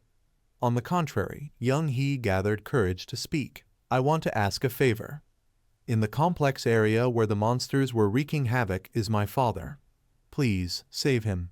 Jai Chang-su is my father's name. He also fought in the defense force and was present in this battle. I know he is still alive, but now the situation is too dangerous. I beg you to save him. I will do anything to repay you. Please bring my father back." At that moment, someone interrupted them. "Hey, Mr. Park." A line of staff appeared. "Let's go." He asked blankly. "I just arrived. Where are we going?" He implicitly answered, "You'll know when we get there." Park Caillou was about to step, but then stopped. He pondered, looking at the business card. Though she asked for help, I'll say this first. It might not turn out as she wants. Because hunters are only human after all. Park Caillou recalled some things. In the apocalypse, the economy of South Korea almost collapsed. Maritime trade was almost abolished. Although there were still many companies that could hold on, it could be said everything seemed to have already been predetermined. Papung Corporation was no exception. Previously, the company had mobilized a great deal of advanced equipment to its factories. This could be called good preparation for what was happening in the post-apocalyptic world. There were many next-generation tanks. One would not think they had such a strong economic foundation to build their own private army. Then, someone entered through the door. Luckily, I arrived in time. I am the advisor for this campaign, a former hunter and member of the National Assembly, Park Sang-min.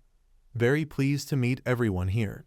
Park Caillou judged him. Indeed, many hunters had adapted quite quickly. He was just over 40 and already a member of the National Assembly. Truly impressive. Moments later, the sound of a hand slamming on the table echoed. This battle is quite important. We need to deploy combat forces for a preemptive strike. Another person reported. According to investigations, the monsters now number more than 1,000. Furthermore, due to not yet gathering enough experienced hunters, the chairman had delayed for over a month. He angrily said, in that 1 month, the monsters may have lessened. Though their lifespan is limited, we currently cannot determine the situation inside. Indeed, postponing the previous offensive by a month also reduced the risk for our soldiers. But after that 1 month, I think they have decreased because there was nothing to absorb.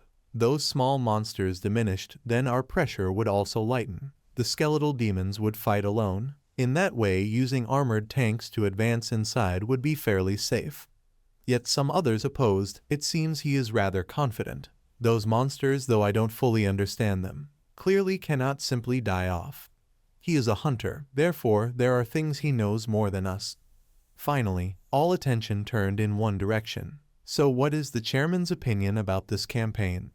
Peng Ho pensively glanced to one side. He spoke in a deep voice. This offensive is quite important. If we can use all our resources to exterminate the monsters, that would be good. At that time we can save time, human lives, and money. From a hidden corner, he was still watching Sang-min. He was rather young, but had quite a lot of experience. With his all-out attack strategy based on the assumption that the monsters had weakened. On the surface it was correct. Nevertheless, I also must admit what he said carried a high level of persuasiveness. Thus, in the thoughts of everyone, he had enough capability to lead. Next, Sang-min lightly raised his voice. By the way, that hunter over there, you were sent here by the Disaster Management Department, right? I guess you also have experience. What do you think about this strategy? Park Caillou slightly raised his head, but did not answer. Sang-min smiled with expectation, lips curling. Then, Park Caillou honestly replied, what you said is partly right, but I think we need to consider and verify again. The look of disappointment was clear on his face. What? Park Caillou continued giving explanations. Though they have limited lifespan, by now after a long time without absorbing anything, they are weaker. But before dying they often enter a hibernation state like bears. Of course, hibernation only lasts for a while. If they cannot find nourishment, they will die. But currently the industrial complex is too large, involving many residential areas, that is nourishment for them. So we cannot judge whether they have weakened or not. Therefore, before the offensive we need to look at another aspect. You were sent here to help. Even if the strategy is wrong, it has nothing to do with you. But Park Caillou did not want people to lose their lives because of one mistake. Therefore, he proactively gave his opinion. The lives of the people here are like yours. No one deserves to die. In the meeting room, he continued, as for the tanks, I have another thought. When using tanks, they will cause loud noise. The monsters are very sensitive to sound. They could swarm in and attack all at once. Moreover, the current situation cannot allow such an assault because we don't yet have clear information about the industrial complex. Park Caillou had not finished speaking when Sang-min harshly raised his voice. I've understood your opinion, But what you said I already considered. What you say is just from books. Reality is different. Park Caillou was not afraid to respond. You may be a former hunter, but the battle plan you proposed is far too unsound. If so, how can we win? Sang Min furiously shouted. You're talking too much. What do you have to prove I'm wrong? Are you looking down on someone like me? Park Caillou dejectedly stared into the void. What I say is only in hopes of helping everyone. And it seemed it already had an effect on the chairman. Then the tactical situation could change accordingly.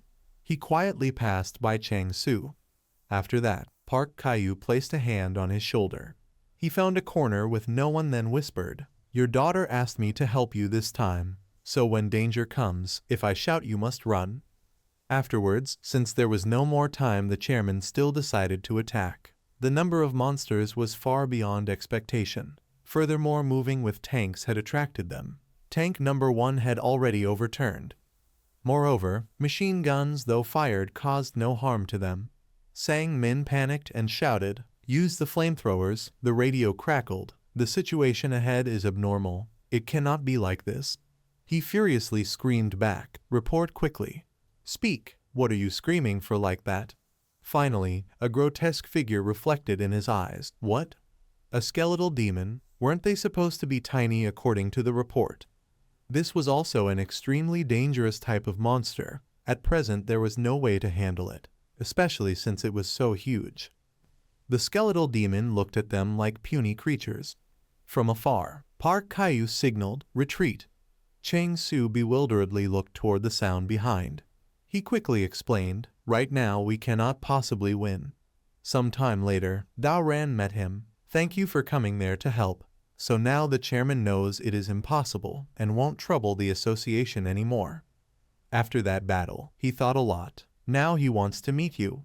Do you know what he wants to say? Inside, Park Caillou was also very curious. What made the chairman pay attention to me? From my guess, he wants a new commander, wants me to replace Park Sang-min. Thus I could refuse, but I am quite curious. I want to see the end of a great Korean corporation. To see how it ends its era in this post-apocalyptic world.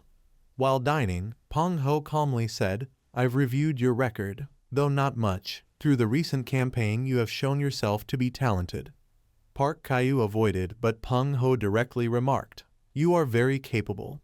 After thorough investigation I heard that Lee Sang-hoon back then was not even as good as you. Furthermore, in the past, when still a hunter, you together with Captain Kang Han-min and Na Hai-in, those were legendary hunters recognized by everyone even to this day. Hearing that, he was paralyzed. He frankly proposed, I want to recruit you into the corporation. You will have full authority to direct the campaigns. Park Caillou forcefully put down the knife. I understand already, but now I am retired, therefore I cannot. Peng Ho affirmed, what I do is also for the people. I plan to launch another assault on that industrial complex. That one statement drew his attention.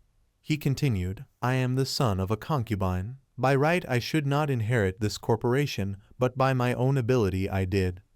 The world has reached the apocalypse. Many advised me to give up, but for the future of the employees and their families I cannot. Therefore I put all my effort into this campaign. I hope you will help me as well as help them. I hope you will command this campaign, smash all those monsters and liberate the industrial complex. Park Caillou only saw one thing. He was too stubborn, but also for his employees. Perhaps also for his own interests, but still, in the end, it was something good. His stubbornness made me somewhat thoughtful. Park Caillou chose compromise. I will show you my way, but whether it succeeds or not I cannot be sure. As we saw before, the giant skeletal demon, that thing absorbed corpses and formed. It could be considered a mutated monster. The corporation's battle created a great stir, though it failed. The list of the dead was published. Because facing monsters humans are but tiny creatures.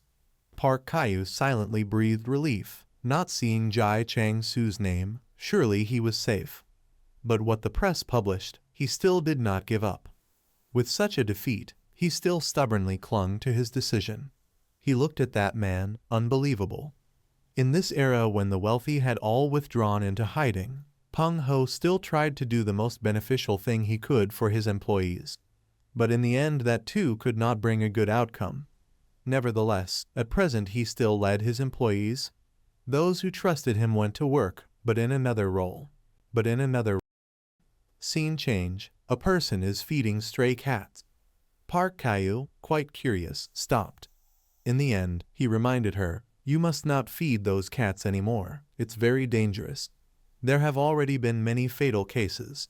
Hidden behind her sunglasses was half of a face with veins bulging. After that, she shyly turned away. From beginning to end, Park Caillou never took his eyes off her. This made him reflect a little. Most accidents are caused by humans, and most of them could have been prevented.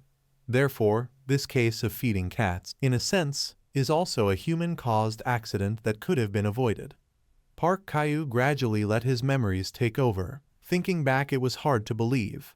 But at the time when the Chinese government still stood firm, Korea had to send a team of hunters to the neighboring country to stop the monsters from flooding across. A unit of hunters was dispatched. The cause of the monster's appearance was the space gates. India, the first country where a gate appeared, had collapsed, and the surrounding countries were quickly devastated. From India to Southeast Asia, then China, and their next target was them. During the time he was sent to China, Park Caillou accidentally discovered a mutated rat. It happened in creatures living near the spatial rift, and thanks to that science discovered the phenomenon of mutation. Park Caillou sternly said, "It's very dangerous. Do you want to be eaten by them?" The woman irritably replied, "My business, leave me alone." He tried to remain calm, many times warning her whenever he encountered her, but she never cared. "Fine then, suit yourself, you're already grown." Today, he had created quite an ugly cat. Park Caillou sighed and muttered to himself, "Hopefully nothing will happen." Meanwhile, on the other end of the line, a voice spoke, "Senior, it's me, Da Ran." That sound was enough to dampen his mood. She skillfully began, "Sorry to bother you again, but I have something to ask." Park Caillou angrily asked, "Didn't you say you wouldn't ask for anything anymore?" She awkwardly replied, "But the situation is urgent, and it also concerns you. Near the Air Force base where you are, there's an old apartment building. There are reports of mutation phenomena. This is something only you can handle." Park Caillou was deeply dejected. He really had a bad feeling already. Da Ran briefly recounted. "A few stray cats mutated and attacked people. The casualties have not been tallied, and the survivors don't dare go outside." Park Caillou looked for an excuse. "I don't hunt mutated monsters anymore. I don't have anything." She immediately said she would send a specialist. Hearing that, Park Caillou was a bit curious. Da Ran explained, "A hunter. A freelance hunter." And then, the car stopped in front of his house. Seung Hyun appeared very polite. "Hello. You're the one contacted by the National Association, right? My name is Baek Seung Hyun." He extended his hand. Park Caillou, out of courtesy, introduced himself as well. "I'm a former hunter, taking on a supporting role this time." Immediately, the other party seemed displeased. Finally, Seung Hyun exposed him. "You're Park Caillou, aren't you? The legendary member of the 13th class. I also studied at the same school as you, class 12. Never thought I'd meet you here. For people like me, doing side jobs to survive is normal. But a legend like you, why would you bury yourself here?" Right after, Park Caillou got on his bicycle. He replied in a low voice, "Save it for later." The man looked at him awkwardly, "Sorry." Then they moved to the apartment. The floor had absorbed several pools of fresh blood. Park Caillou stopped and asked, "What about this one?" The land before him had turned into a bloody horror painting. Seung Hyun casually said, "So that's how it is. On my way here I passed by the scene. Looks like it tasted human blood. It lunged at me immediately. But after all, it's just a cat. Took a few bullets and ran off." Park Caillou silently assessed him. Hunting alone without any support must have extraordinary skill and ability to pull that off. At least in a rank hunter. If Baek Seung Hyun were my teammate, I'd rate him a rank. Then he recounted an encounter with a mutated cat. "If things went smoothly, I could have handled them myself already." Seung Hyun pulled out an explosive block. He explained, "I intended to lure them into one place and blow them up with C4. But someone blocked my action. His words made Park Kyu think of the old woman feeding cats. Seung Hyun sadly continued, now finding their hideout will take a lot of time. Park Kyu quietly observed the surroundings. That night, he told his companion, I know where their hideout is. On a deserted road, a middle-aged voice called out, Hermes, Gucci, my babies, it's dinner time. Park Kyu chose a hidden spot to observe her. He did this because he followed a hunch. She lived nearby, often fed those cats. If she still did that, then surely they would appear there. A moment later, a hairy figure emerged from the bushes. She joyfully exclaimed, Oh my beloved children! You're here. As she spoke, the old woman feeding cats made beckoning gestures. Park Kyu saw Seung Hyun signaling him, so he nodded as confirmation. Next, weapons were quickly drawn. The two surrounded her from opposite sides. The mutated cats cautiously retreated. Park Kyu slowly approached one of them. No mercy took place, he fired directly. The firepower impact killed one on the spot. The old woman screamed in pain, Stop! On this side, the strays wanted to counterattack. Behind Park Kyu was still the screaming voice, Don't shoot! A claw strike appeared but missed. In a kneeling stance he ended its life. The huge body collapsed to the ground. She shrieked angrily, Why did you do that? My children are very good. Meanwhile, another man ran this way. Seung Hyun informed him, It's done. He threw a block of explosive prepared earlier. By instinct she ran to shield the stray cats. In the moment close to death, she drifted back into the past. That year, she desperately pounded on the door. But they left her outside. All that remained was the strays nearby. The old woman then trudged after them. They had found a warehouse. From then on the cats became her only friends. Years passed, they were still together. At that moment an explosion ended it all. The two silently watched the flames erase everything. In the end, Park Kyu reproached him, Such sloppy work. Seung Hyun forced a smile at his companion. He coldly replied, Because this is a world that does not allow the existence of such things. Pastimes that could be said to be pointless, for example. The failure of a corporation and everything that follows it is somewhat like an airplane in flight encountering a malfunction. The engine breaks down, but it can still fly for a while. That is precisely its inertia. Of course, at some point it will fall and crash into the ground. The airplane soared across the sky. Park Kyu looked up at it in awe. Recently I've been seeing more and more of these airplanes. Perhaps the outbreak of the apocalypse will soon unfold. Humans are creatures that need rest to recover. That is a basic need, not something evil. Recreational activities help people feel comfortable and also help us live with more purpose in this apocalyptic world. In a way, this activity of Park Kyu's could also be considered a form of entertainment. That was following the news. He even comfortably commented, Delicious noodles. News from everywhere was always being posted. And for those who grasped information, there was always readiness to deal with surprises, people who always saw everything in the most positive light. In the apocalypse, everything leads to some kind of consequence. Relationships are nearly gone, so this became the channel for people to connect with one another. Park Kyu remembered clearly. This community had already developed, but after the apocalypse, it developed to the extreme.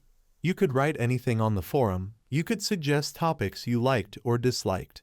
When a post gained many likes, it was put on the front page. Then it would gain more attention. Park Kyu was no exception. In this forum, he registered as a member with the nickname Skeleton. Recently, he also had many posts featured on the front page. The most recent was about Chairman Peng Ho, the failed monster assault at the industrial zone. His posts always summarized so everyone could follow easily. That style of writing helped them access the events more easily. The meeting with the chairman was also a topic everyone longed to learn about. Thereby Park Kyu's name had become quite well known, and his posts gained more recognition. However, during this time there was one post that caught the community's attention. He suddenly exclaimed, This post stirred everyone into a frenzy. It was about a lottery ticket. When you registered to participate in reconstruction of facilities or services, You would receive goods and items along with a lottery ticket. Every 3 days there would be a drawing at a designated location. This was a way to give people desire and make them more active in social activities. The drawing became more known and supported. The prizes were only valuable items. If you could stockpile them, you would suffer less hunger later. And the first prize was a unit in the future settlement apartments.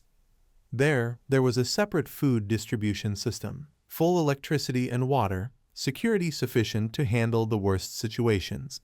It could be said only tycoons could buy those apartments, and people talked a lot about it at that time. At first, everyone only wanted to get such an apartment, but then it became something that obsessed them, no longer a simple desire. The winner of the drawing appeared. That person's nickname on the forum was M9. Naturally, everyone wanted to know the truth of the matter. Park Kyu remembered meeting this person once at a city council meeting. The other was an ordinary man, focused on his food and not communicating. Even so, he made everyone admire him, and because of that the drawing and the lottery issue spread widely. Park Kyu had some strange thoughts, but then thought, wasn't he too lucky? After winning the lottery, he changed a lot. The account named M9 continuously boasted, I want to move there quickly. I'm sick of living in the basement. How could I have lived underground all this time? Gradually the words became filled with hostility. Surviving down here I struggled enough. Now I've changed my life. Don't be jealous of me. Just keep dreaming. One day you'll be like me. A negative mood weighed heavily on the other accounts. Those words infuriated the community. People were very angry that M9 was so lucky. Park Kyu doubted this. He spent much time thinking. Even things like repairing roads or public works required community support. So where would the Disaster Response Headquarters and Hunter Association get manpower and wealth to build such apartments, and then give them to the lucky ones? In Korea now, after the apocalypse, that was completely impossible. Surely they had put forth bait to lure others. After that, Park Kyu called Da Ran. When she picked up, he bluntly said, I want to ask one thing. So what is this Hope lottery ticket? Is there really an apartment? On the other side, Da Ran quietly lit a cigarette. She casually replied, it's only a dream. Around her a party was going on. The participants were all upper class. Da Ran relaxed her body and announced, the headquarters is preparing to move to Jeju Island. At the latest by spring we'll be there. An airplane soared across the night sky. She coldly declared, here in Seoul you could say everything has officially ended. This is just for you to know. Don't tell anyone else. Park Kyu lay down in disappointment. Just as I thought. There's no hope. The capital has been abandoned because it couldn't be saved. However, where I live now is not Seoul. But I truly regret having to live forever in a shelter, unable to tell day from night, everyone only wishing to survive as long as possible.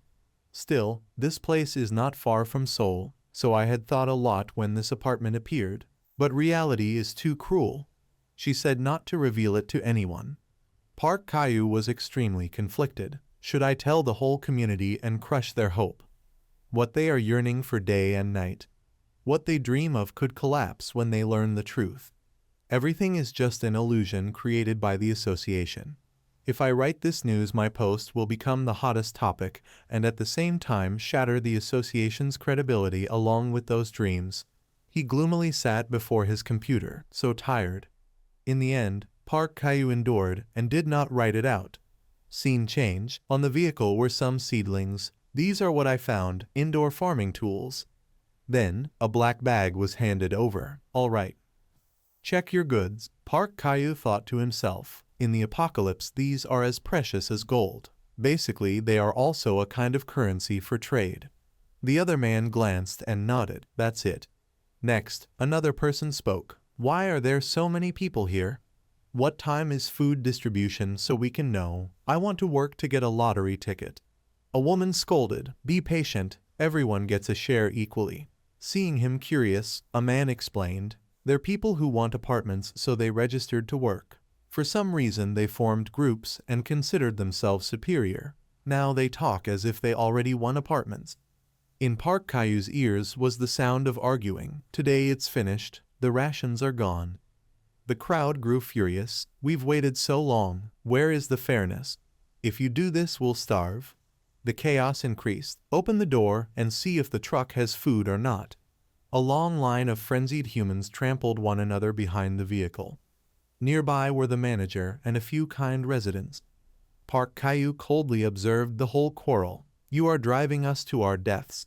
The women began lamenting. If rations are cut further, there will be turmoil, and rent for water and electricity will rise. How can we live like this? Darkness engulfed his mind. Truly, this was the worst news lately. Life was already hard. Now hope was also vanishing. Finally, the radio sounded. You have a notification. Skeleton, your post is being uploaded to the forum. Its content is as follows. I have a source saying the apartment thing is just a trick. Nothing is real. Hopes gained then lost, dragging despair and emptiness. A rough hand pressed the keyboard. Park Caillou was utterly desperate. What will life become if things keep going as they are? This is a question no one knows. Yet life still must go on. Everything, whether hardship or happiness, is always ahead of us. This time it will be about egoism and nihilism. A desperate sound rang out. I gave up being a hunter. That is the essence of the apocalypse. Kyung Min angrily shouted. Hey Park Caillou. I know you have been through a lot, but are you doing this because you don't understand the current situation? Don't you think of the children, those who have been watching and trusting you? Can't you rest and then come back?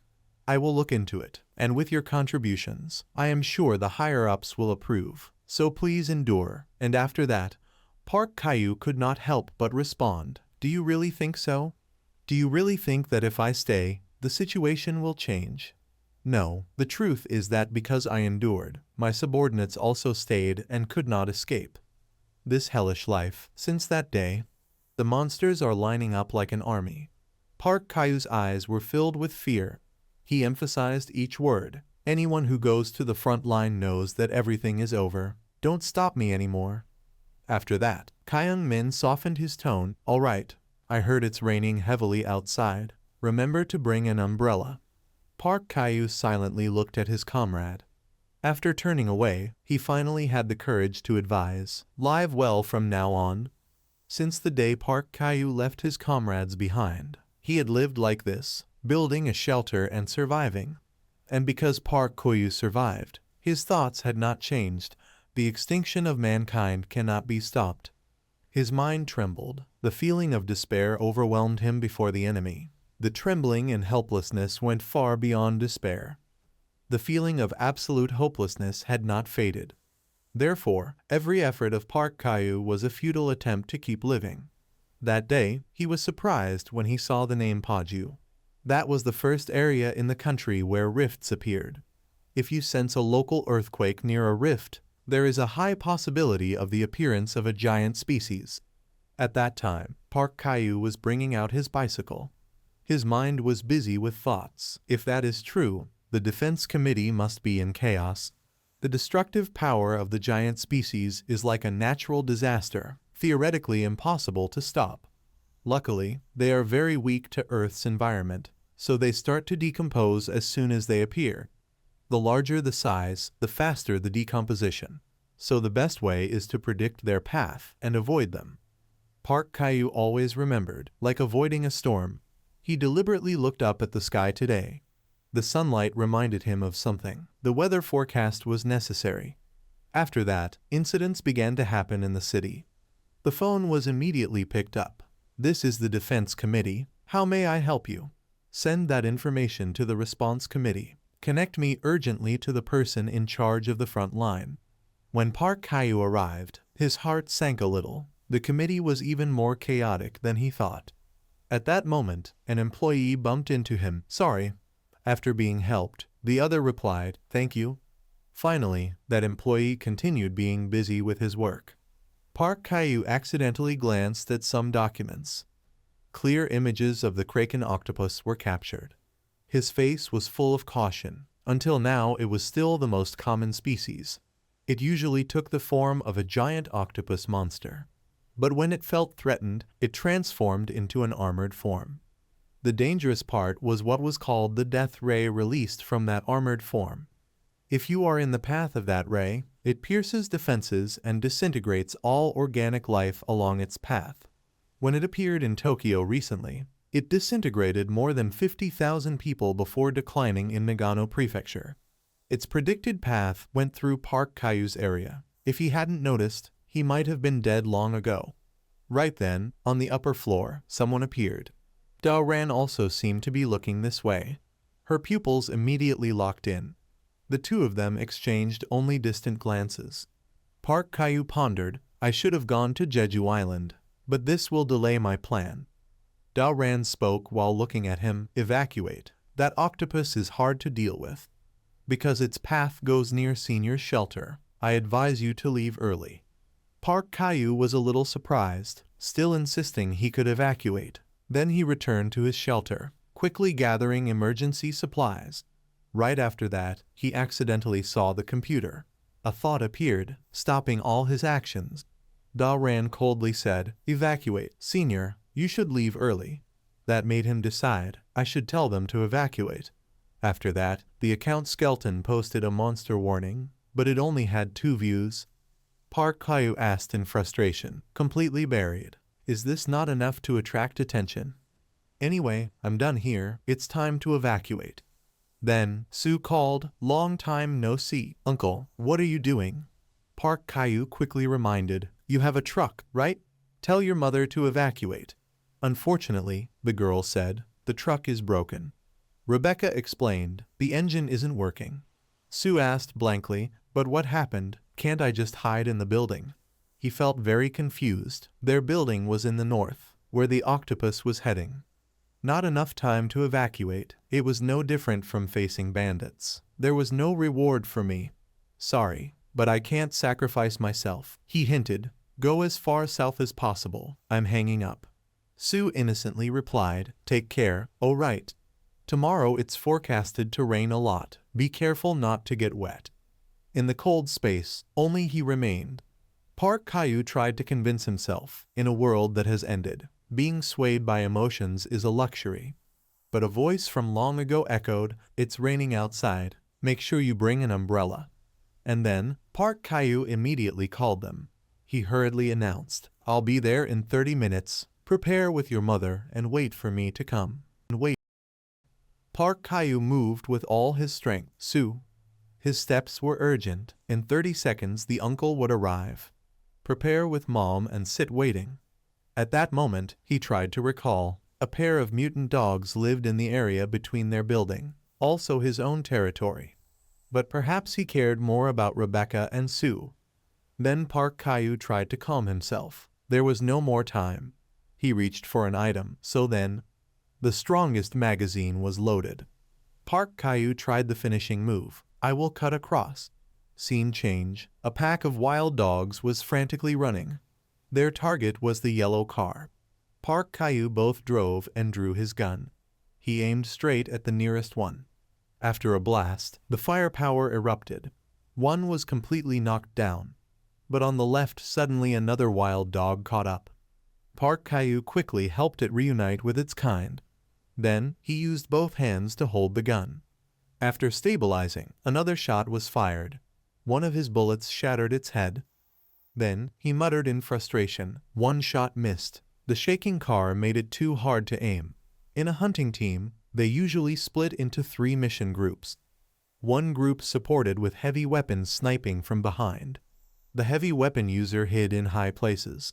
Next, one would coordinate from mid-range, also called the target spotter. Park Kayu recalled old knowledge, and the one supported by rear firepower acted according to the spotter's tactics.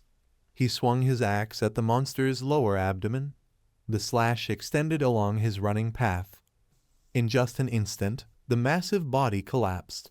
Park Kayu also retrieved his axe, and that one was called the direct monster fighter, the assassin. This was also Park Kayu's position, but now he could not wait for support. The most important thing at this moment was to think fast. Next, Park Kayu calculated, while fighting the mutant dogs and maintaining speed, I need to do both at once. That was the goal of the sniper building. While driving past, he had seen a strange figure. Curiosity mixed with fear made him look longer. What is that? The stray dog with snow-white fur named Gold. He looked at its appearance and judged. Is it the leader of those dogs? Next, Gold raised its head to the sky and roared. Its subordinates were immediately excited. They rushed closer to his car. His left hand turned the wheel, his right hand fired. The stray dog was taken down. Then, the car also slammed hard into another one. While escaping, he wondered, where did it suddenly come from? It seemed like it was scheming something. But with a pistol at this distance. Immediately after, a stray dog outside shoved the car. The steering wheel instantly swerved. Park Caillou couldn't help but curse, so troublesome. Meanwhile, Gold had moved to a higher place. His brain found a clue. Could it be? It was hurting me like hunting me. Gold leisurely looked down at the chaos below. Its eyes gleamed, mouth constantly letting out sounds. Park Caillou felt terrified. Was it controlling with its howls? Then, the stray dogs charged again like mad. Park Caillou coldly fired 2 bullets. Now he understood clearly, like it was commanding the hunt. It was guiding his movement with attacks at each intersection. Meanwhile, another stray dog died under his gun. Though the car was accelerating, Park Caillou gradually felt fear. It was driving him to death. In front of him the road was gone. Immediately Park Caillou turned the wheel, but the turn caused the dogs to rush themselves into a dead end. He declared firmly, I will not die so easily. When he ran onto another road, his nerves loosened. He had escaped death, but the car had suffered great damage. When facing Gold right behind, he glimpsed despair. I'm out of bullets.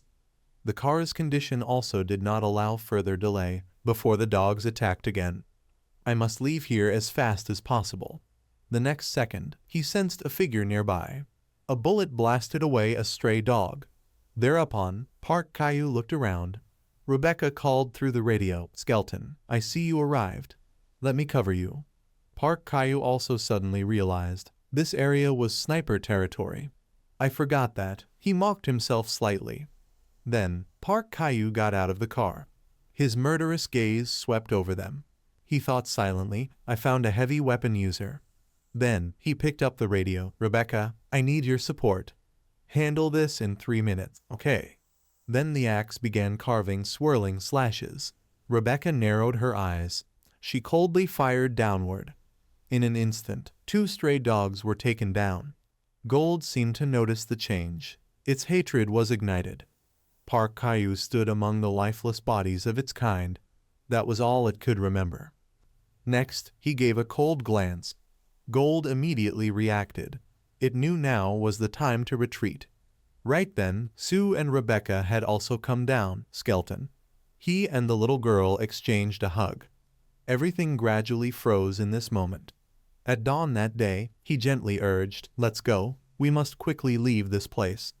While hugging Sue, Rebecca seemed to notice something. On the far horizon, light was spreading. A gentle child's voice called, Skeleton, look. A rare natural scene contrasted with the apocalypse. Seeing that, Sue innocently exclaimed, so beautiful. Park Caillou dared not tell them. Those were fragments of the octopus monster oxidizing from afar. Then, he spoke, you two stay here for a moment. I'll take a photo. We came all this way and watched the sunrise. We should take a commemorative picture. Nearby, a female voice wondered, what are you doing? A selfie. The other scrolled through a screen with Park Caillou's photo. No, not me. A faint smile appeared. I am capturing something even more wonderful. Park Caillou's face was expressionless as he stared gravely at the computer screen. He saw 72 likes on his post. Park Caillou reflected on the photo he'd uploaded and inwardly marveled that it had drawn so much interaction after a long time. Thanks to it, he'd gained quite a few views and some comments. Then suddenly he scrolled across something that puzzled him and blurted, what the hell? Why is something like this trending again? Defenders killing post. Park Caillou scrolled the site for more. Who did he kill this time? He saw the post displayed. Confirmed killed 36 people. This time not humans but monster corpses. Park Caillou's hand froze on the keyboard as if he'd realized something.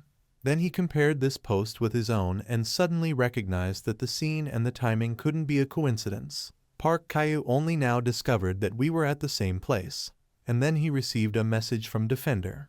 Though he didn't understand, he opened it and saw Defender wrote, "Hey Skeleton." His brow tightened when he read the content. Defender sent a photo and asked, "Hey Skeleton, is this you?" Park Kyu looked at the line, "Is this you?" for a moment but did not reply. His gaze cold and calculating. According to the post he just uploaded, Defender said he lived near Guangzhou. So we must have accidentally crossed paths during the evacuation. For now just deny it, and that'll do. On the computer screen Da Jiang's suspicious message to Park Kyu appeared. "No," she chuckled softly. "Interesting." Then Da Jiang's hand glided lightly over the keyboard and sent a message to Park Kyu. "I saw everything already, and yet you deny it. Thanks to your post I survived. Let's be friends from now on."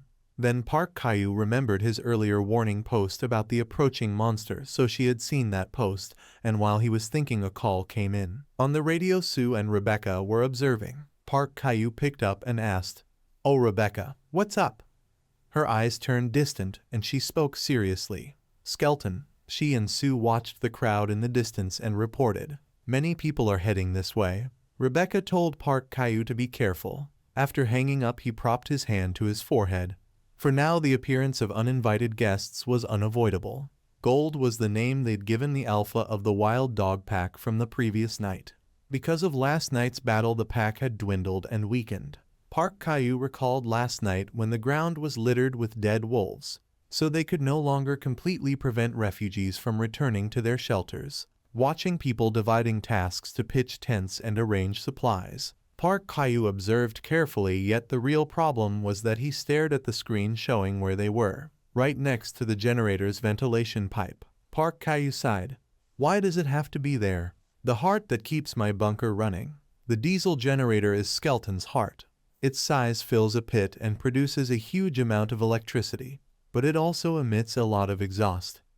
Smoke issuing from a house chimney meant someone was cooking. If I start the generator and smoke appears, they'll detect my bunker. But if I shut it off and the bunker's heart stops, my home will no longer be a home. With summer coming, if the food in the freezer thaws and spoils, my future plans will be ruined. Judging by their gear, they don't seem to be a raiding party yet. Park Kyu decided to try negotiating. The old man leading the group. "Don't put things on the slope. Place important items near that tent. Finish before sunset." Park Kyu spoke from behind the old man. "This area is private property." His gaze cold. "I don't want to refuse anyone. Please leave." The old man silently looked him over. Then his eyes landed on the tool Park Kyu wore. "Someone in the group said in this situation whose land matters." The old man explained, "Young man, don't worry too much. We're from the Vanguard." He held up a paper.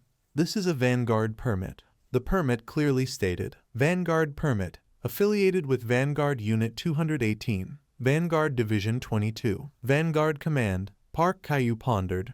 The Vanguard. He suddenly remembered a community post summarizing the Vanguard in 3 lines. 1. The government created housing for many people in big cities for urban reorganization. 2. The reorganization of housing was not real. 3. Those sent to the outskirts under the name Vanguard were mostly elderly, when the capacity to accept people and house them in ruined cities was overwhelmed. People were pushed to the outskirts under the pretext of pioneering. However, they had not yet become a band of looters. Park Kyu said in a cold, threatening tone, "I'll give you 3 days. Pack up and leave." The old man refused and tried to rush forward, but those around restrained him. "No kid, I told you, we were licensed by the government." Park Kyu had his gun ready, his hand gripping the stock tightly. He spoke bluntly. "The reason people come here is that there's no housing left in the city." Yet 3 days passed, and even into the next dawn they refused to leave. When Park Kyu turned, the old man finally explained, "You're surprised. You mean people can't leave until there's an order from headquarters?" The old man listed his woes. "If we leave, the rations we left in the city will be cut. Just a few more days, not weeks. Please understand us." An old woman hurried to plead and begged Park Kyu, "Please spare us. Young man, I beg you. The people here are unfortunate souls, abandoned by family for old age and exiled. We are not bad people. Treat us like quiet neighbors." Park Kyu opened his hand and quietly looked at the bar the old woman shoved into his palm. Her voice trembling, she begged once more, "Please, I beg you." Park Kyu returned to his base, his shelter. It was still dark and humid. He was drenched in sweat and rubbed his forehead, wondering whether he should kill them all. He was at the limit. If they weren't looters, he didn't want to kill them. Was there no other way? Park Kyu posted online asking. Skeleton in trouble. A group of refugees approached my place claiming to be Vanguard. Because of them I can't start the generator as it would reveal my location. They say they can't leave because of orders. What should I do? People flooded comments. Thought you were dead since you hadn't posted in a while. Kill them all. Vanguard are super annoying. If there are too many, take out the leader. Park Kyu was speechless seeing the comments. Then a message from Defender arrived. He opened it and read Defender's warning. They'll soon become looters. If rations are cut, they'll kill you and steal first. If you want to live, attack them preemptively. Park Kyu sighed in exasperation. He'd guessed what they'd say, but he partially agreed. Clearly they were still in order, so he should wait a while longer. The next morning Park Kyu walked with Kyle Das, who teased him. Thought you were like 40 rice dumplings already. The image of skeleton in my imagination doesn't fit at all. Spending too much time on the community creates a different persona, right? Park Kyu thought to himself that this guy was Kyle Das, one of the ordinary Viva users. He said he'd found something interesting on the mountain days ago, so they came to check. Kyle Das pointed a direction. Over there. He looked at the object and asked Park Kyu what it was. Park Kyu examined it carefully and said, "A cocoon," though inside Park Kyu already knew. It was their eggs.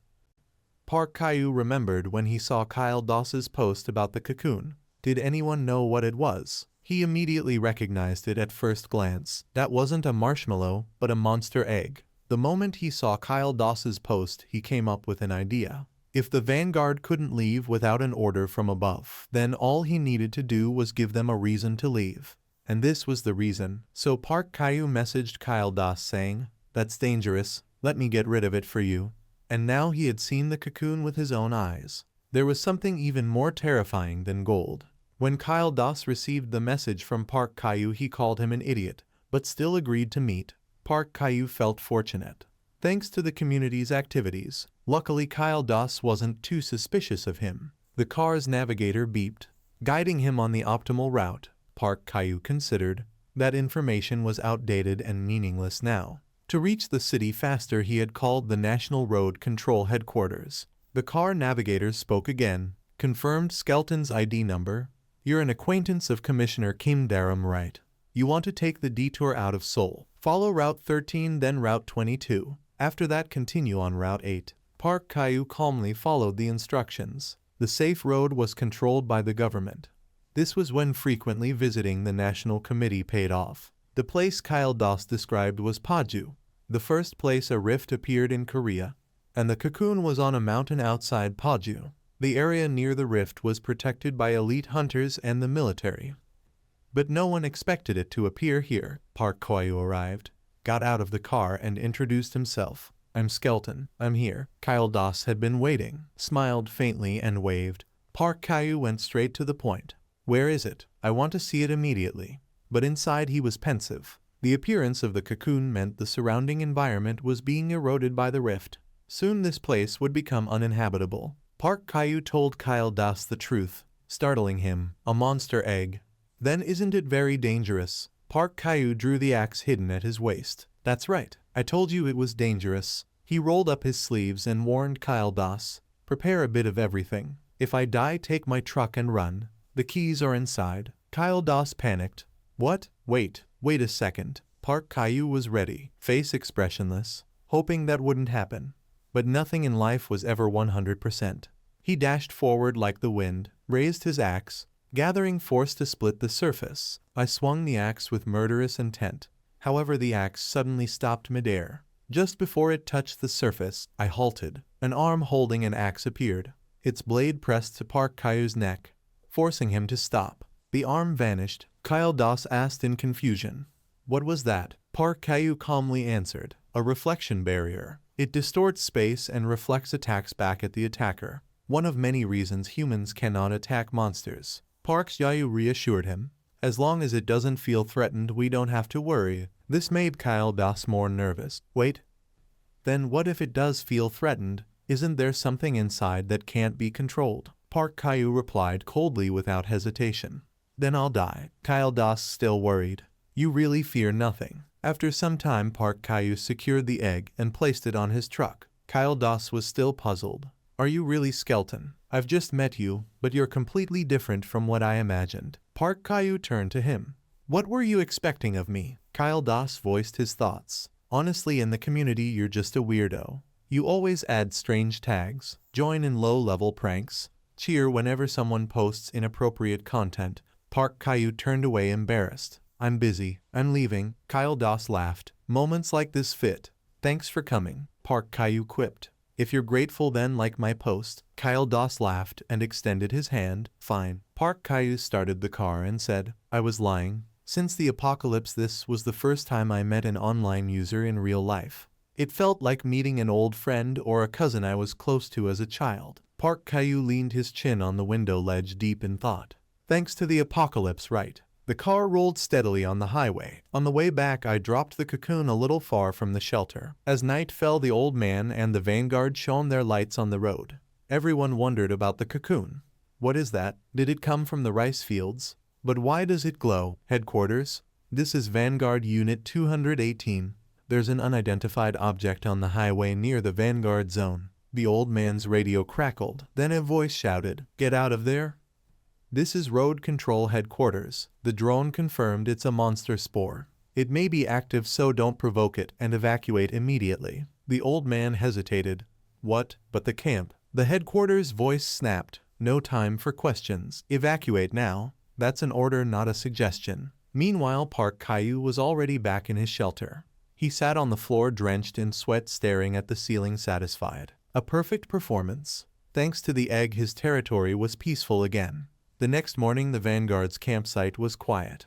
A month later, in Park Caillou's shelter, he sat on his chair leisurely drinking coffee and praised himself. I'm doing really well. The Vanguard. Since that day, they hadn't shown up when the entrance was sealed. Members of the National Committee who occasionally contacted him with annoying requests were probably busy preparing to leave Jeju Island.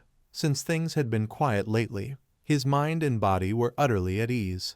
If days like this could continue, he needed nothing else. That bastard Defender posted another comment. On the screen was a post. The current situation in Seoul. Outside, people were shouting, Government Committee, ensure the people's safety. The crowd shouted more fiercely, ensure it, ensure it. Is your life the only thing that matters? Explain the resettlement. Explain it. Dalran entered the room urging, Director, stay away from the window. It's dangerous. Stones might be thrown. Sang-hoon pulled the window closed and spoke in a low voice. That man is still alive. Da-ran looked puzzled, not fully understanding his meaning. Lee Sang-hoon repeated with sharp eyes, I mean that man, Park Caillou. If he's alive, then contact him. Ask how long he intends to keep hiding. The legendary hunter, the professor, wants to know. Professor. Years ago, when the first rift appeared in this world, countries around the globe expressed concern about the phenomenon. But at the same time, all of them revealed their two-faced nature by trying to turn this anomaly to their advantage. Soon after, a large-scale expedition was conducted to determine the true nature of the anomaly. The explorers guided Mr. Kim, move 10 meters to the left. He obeyed. This way. After seeing him in position, the explorer nodded. That's right. Stop. Stay there. When the camera was ready, the group of explorers suddenly froze with their mouths wide open. The girl in the group stared in horror. They turned and fled. One of them pointed behind Mr. Kim and shouted, Mr. Kim, move. He turned his head in confusion. What? Before he could react, a sharp object sliced across his neck. Blood splattered everywhere. The monster spared no one, using its tentacles to catch and kill the others. However, this only caused the monsters to appear sooner, and humanity, having let down its guard, suffered heavy casualties. Only then did the nations realize the seriousness of the problem, and to fight against the monsters they began training a new military unit, the Hunters. One morning at a prestigious school in the city, Park Caillou recalled, I was among those in Class 13 of Guard, the professional hunter training facility. On the school bulletin board the exam results were posted. Everyone murmured, Park Kyu again. For 3 years straight he's always ranked first in the whole school. All he thinks about is killing monsters. He does nothing but train except when he sleeps. Another voice chimed in. I heard he even trains in his sleep. Everyone gossiped about Park Kyu. Incredible. While he stood silently among their chatter, Park Kyu walked away, leaving Sang-hoon behind. Back to the present. He was browsing the web when the radio buzzed. Park Kyu was puzzled because the caller was Kim Da-ran. He sighed, guessing silently. Asking me to help stop the protests in Seoul, right? Park Kyu answered. What is it? On the other end, Sang-hoon spoke. The cocoon on Route 13. Park Kyu's brows furrowed hearing his voice. Sang-hoon continued. You're the one who placed it there, aren't you, Park Kyu? Park Kyu recalled Sang-hoon's faint figure from before. He was silent for a while, scratching his head. How did you know? Sang-hoon analyzed. If a cocoon suddenly appeared in an area not yet eroded, the culprit must be someone nearby, right? Hearing that analysis, Park Kyu felt helpless. That stiff tone was the same as ever. Sang-hoon reproached. Why did you do that? What if a monster was summoned when the cocoon opened? Park Kyu probed. Summoned. Monster cocoons can summon monsters. Sang-hoon snapped. It's not really an egg. The cocoon was identified as a temporary gate. Park Kyu only replied with 2 words. Is that so? Inside he blamed himself. I've been retired for quite a while. But realizing I was blatantly deceived still stings. Sang-hoon said seriously. Park Kyu, I'll get straight to the point. Come to Jeju Island. Park Kyu heard the proposal. His expression unchanged. He replied, what if I refuse? Sang-hoon tried to persuade him. There's an open instructor position. I'll recommend you. But Park Kyu refused. I'm not going anywhere. I like it here. Sang-hoon pressed. Do you think there's a future in a place like that? Or are you still stuck in your inferiority complex? We can't do anything anyway, right? Neither you nor I have any talent. At this Park Kyu still refused. I have no talent. Enough small talk. I'm not going. Find someone else. Sang-hoon was speechless, still as stubborn as ever, never listening. The urban area will soon be in danger. Sang-hoon's last words before hanging up. Survive, Park Kyu. Though the call ended, Park Kyu still stared at the radio screen. He sat dazed in his shelter. The next morning in a rice field, sunlight shone on the sickle in Park Kyu's hand. He harvested each stalk of rice and placed it in the sack he had prepared, his heart unchanged. It had been 1 year and 11 months since the war began. I sowed rice seeds in an abandoned field and many stalks grew naturally. Park Kyu slung the sack of rice stalks over his shoulder. He remembered old Kim's words. With just these rice grains and a hoe, we can cook even in hardship. So never underestimate a tiny grain of rice. Thanks to his advice, I could eat fresh rice. Park Kyu went back to his computer to browse news. Lately a rumor was spreading in the community that Defender was a woman. The user who revealed this was Unicorn18. They drew attention by pointing to the shadow in Defender's latest post showing proof of a kill inside. Park Kyu was conflicted. Was it really a woman? Killing might be easier if alive. But moving and disposing of bodies wasn't simple. Could she do it all herself? Impossible. Maybe it was just coincidence in the photo. But then Park Kyu absent-mindedly stared at the screen, remembering Sang-hoon's words through the radio. Survive. But he denied it. Who would die? This is the safest place in the world. Deep down Park Kyu still remembered Lee Sang-hoon's figure. Recalling their time in the same class, Sang-hoon raised his hand to ask the teacher. Teacher, I have a question about the classification of invasive species you just explained.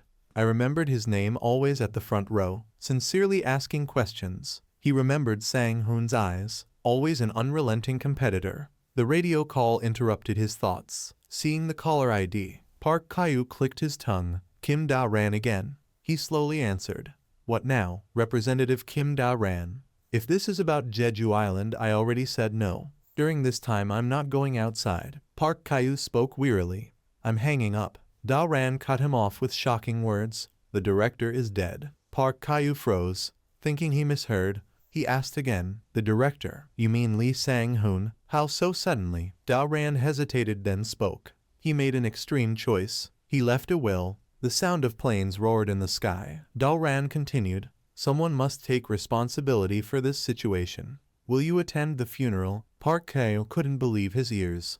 His heart was still as water. In this ruined world, There was no place for those who were sincere and righteous.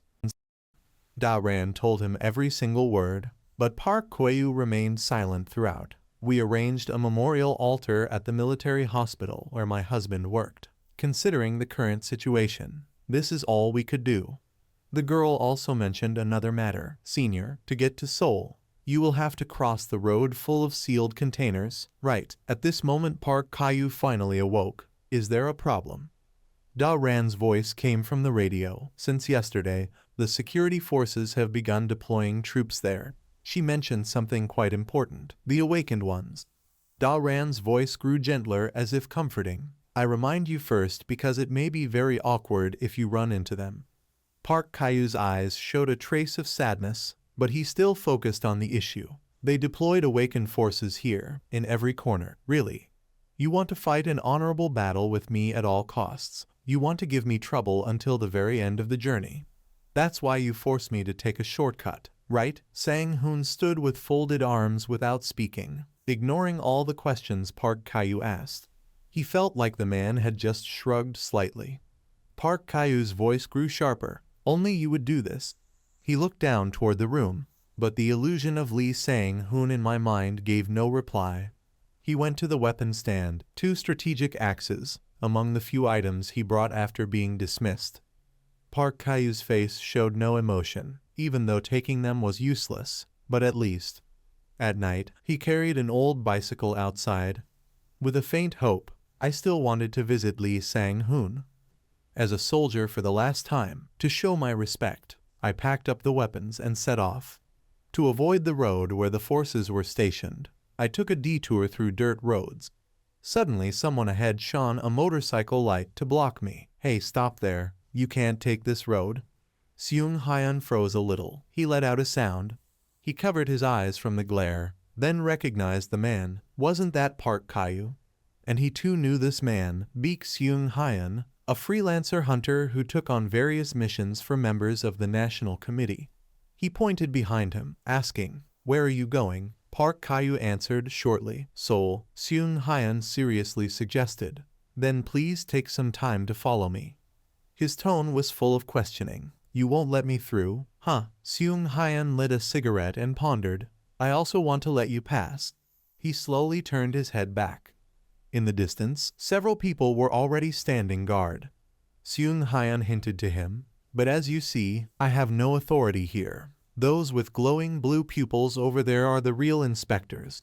Park Kayu frowned with displeasure, giving him a slight glare. He also noticed the tiger printed on Seung Hyun's shirt. They were likened to roaring tigers, just like he described. They were the real hunters, not the old-fashioned bunch like us. From then, Park Kayu gained new knowledge. The new type of hunters began to appear about 6 years ago, when humans started experiencing strange phenomena. This phenomenon first rose after 30% of humanity was lost to the monster outbreak.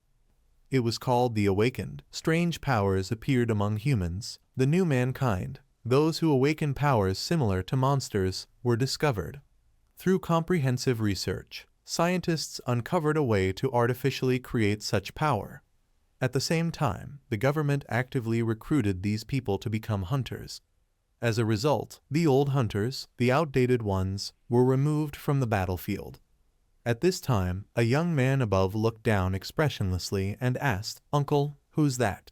Seung Hyun reported, "A former hunter." The man asked again, "A former hunter, like a part-time hunter like him."